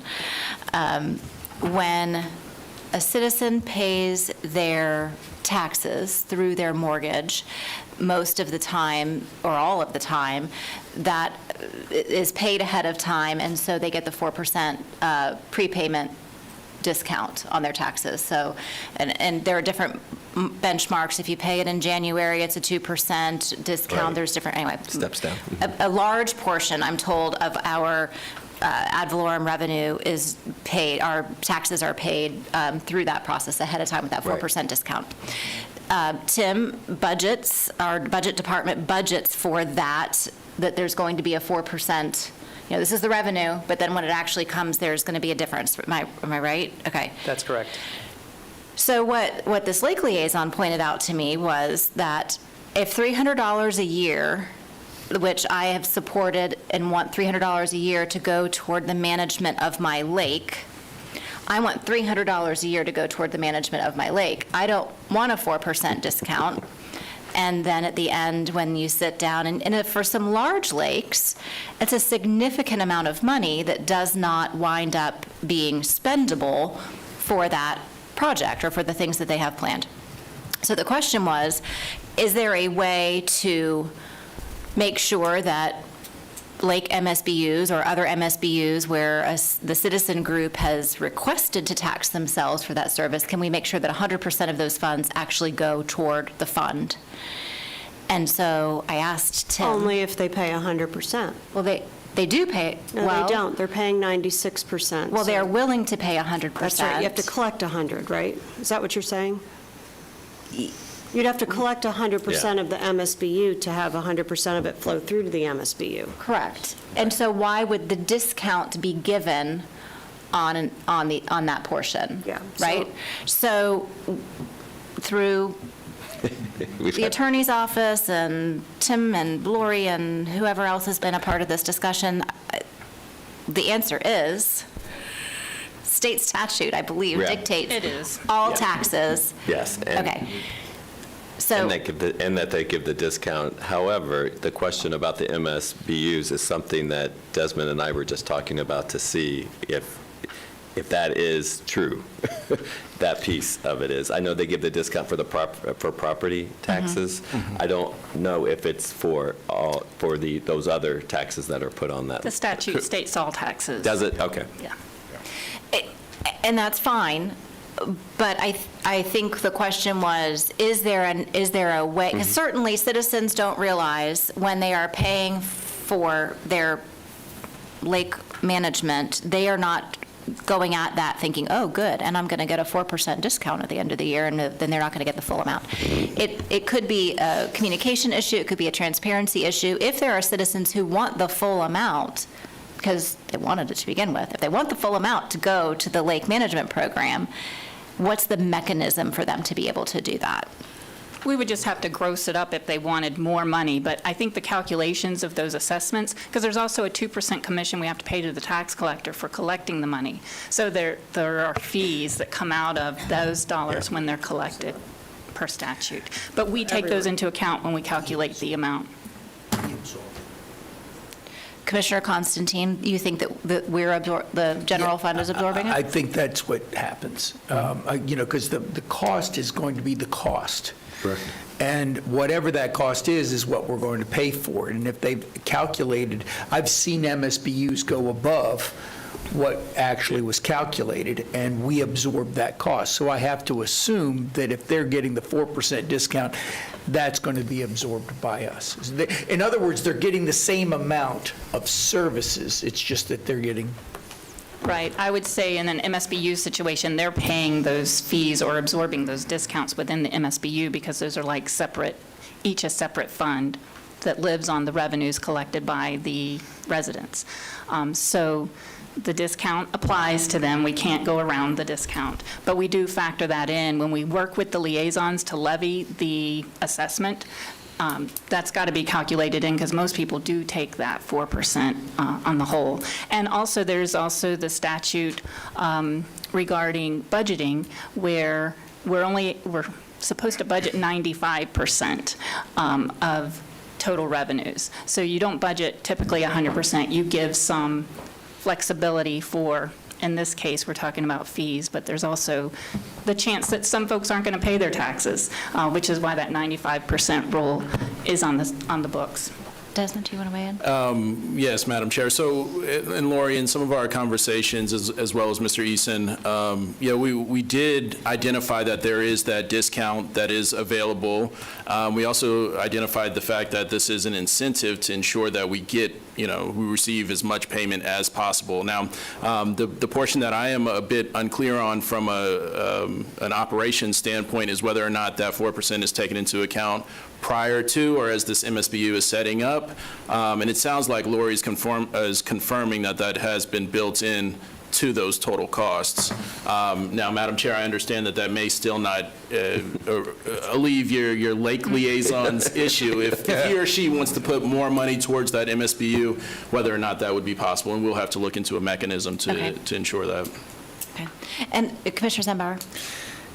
And so to that point, the whole purpose of an MSBU is for those specific benefactors. And so if, in fact, and I think Commissioner Lockhart and I went through this in 2018 on some MSBUs when we learned that the administrative fees for staff time that was being billed on MSBU was like $1.25 an hour or whatever, some crazy number, which we knew wasn't right. And so the fact that a general taxpayer would be subsidizing a specific benefactor is also a concern. Which then defeats the whole reason of MSBU. So I think there has to be a happy ground there somewhere if it's calculated on the front end and we're truly charging for the administrative true costs. Sometimes constituent questions have us going around in circles chasing a penny. Which I got it. And I pointed that out to this particular person, and unfortunately, I live with him. So I am in a unique scenario where I am reminded regularly that I have not yet pursued this. So it is now pursued. Right. And thank you very much. Appreciate it immensely. And if Mr. Lockhart would like to write a check to the MSBU division, he can do that. He can do it with a positive. Fabulous. His paycheck. Right. Fabulous. I do think it's important, though, to let folks who are embarking on MSBUs understand that the total cost that they are thinking is going to be going toward it will not be reflected in the overall in addition to the administrative services fees and the tax collector's fees, that there is the discount that would come into play. Very good point. If our liaison from one of our oldest MSVUs wasn't aware, then we can step up the education. Thank you. All right. Anything else additional for admin services or resource, fund, whatever? Resource management. Resource management. See, I still call it admin services, and I heard Tim Jex earlier today refer to planning and development. And I was like, yes, it's always going to be planning and development. Anything else? No? All right. Thank you all so much. And then the last part is everything else that's left in the internal, and I'll have Mr. Jex go review this. I refer to this as our administrative offices. So this is the group left under the county manager's new org chart. We have the Board of County Commissioners, County Attorney's Office, and County Manager's Office. Those were our traditional administration department programs. Then now we have the Office of Communication, Office of Strategic Initiatives, Office of Management and Budget, and the Office of Human Resources. The administrative office's total budget is $44.3 million. It's going up to $44.5 million, an increase of 0.5%. There are no new FTEs. The overall size of the department is skewed a little bit by our employee benefits program, which is funded through our health insurance fund under the Office of Human Resources. The tourism funding supports programs that fall under the Office of Strategic Initiatives, and all other funds, all their programs are funded through the general fund. The Office of Communication showing an increase primarily due to a, a position that was transferred in the current year. And then the county attorney's increase includes the annual maintenance of the new content management software system that we spoke about earlier. Overall, the base budgets for this program are increasing by 1.3%. There's 75.5 total FTEs with no requests for new FTEs. And that does conclude our presentation. Any questions for the county manager or budget office? Commissioner Herr? Is somewhere in all of that fixing this? Yeah, actually. The microphones that don't yes, work, the screens we can't see, yes. I just can't take it anymore. So that is I'm calling Uncle. That is part of the additional dollars that we put in for the improvements to our facilities. One thing that I have asked staff probably, a month or two ago, and we've already had a couple discussions on, especially in these chambers, I said, give me like total renovation, blowing everything out, to a Band-Aid and a couple options in between. We have done that. They've given me a couple different options. I have asked them to go back.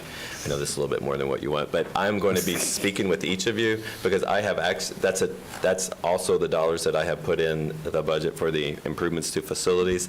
But to go to Commissioner Zimbauer's point earlier, I want to have that whole conversation with you all, because how much investment do we want to do into this building and for how long? But that's why here I wanted a couple options, because I know this is where we do a lot of our business at, and so I want to ensure that I don't keep hitting my knee on this. I got a bruise all the time on my knee on here, but and then I have a little bit more space because of Desmond here. But anyway, that's coming back to you. But that is in the budget for us to look at. Sorry, it's getting late in the day as well. No, it's okay. Any other questions, comments? So just tomorrow, if you want, we're going to kick off at 1 o'clock with the constitutional follow-up for the information that you all had requested. We'll go through Article 5 and all the funding with that, as well as just how we're moving forward, and then the rest of the budget calendar for this year. So shouldn't be that much tomorrow afternoon. Okay. I do not see any members of the public here now. I know there was a gentleman that was here from the public earlier. I don't see him now, and I don't know if he was sticking around because he wanted to comment. I don't believe we received any forms. No, and frankly, I don't know if there are any forms out there. So There is. Oh, there are forms out there. Okay. Well, if someone's out in the lobby, now's your chance. I don't know. I do want to make sure that the public knows that they are welcome to attend these work sessions, and at the end of the work session, we will take public comment. But there's always tomorrow. Tomorrow is another day. Thank you all so much. It was a long day. It was a good day. We appreciate you all hanging in there with us. Thank you. All right. Thanks. We'll see you tomorrow. We're adjourned at 4:30. Okay.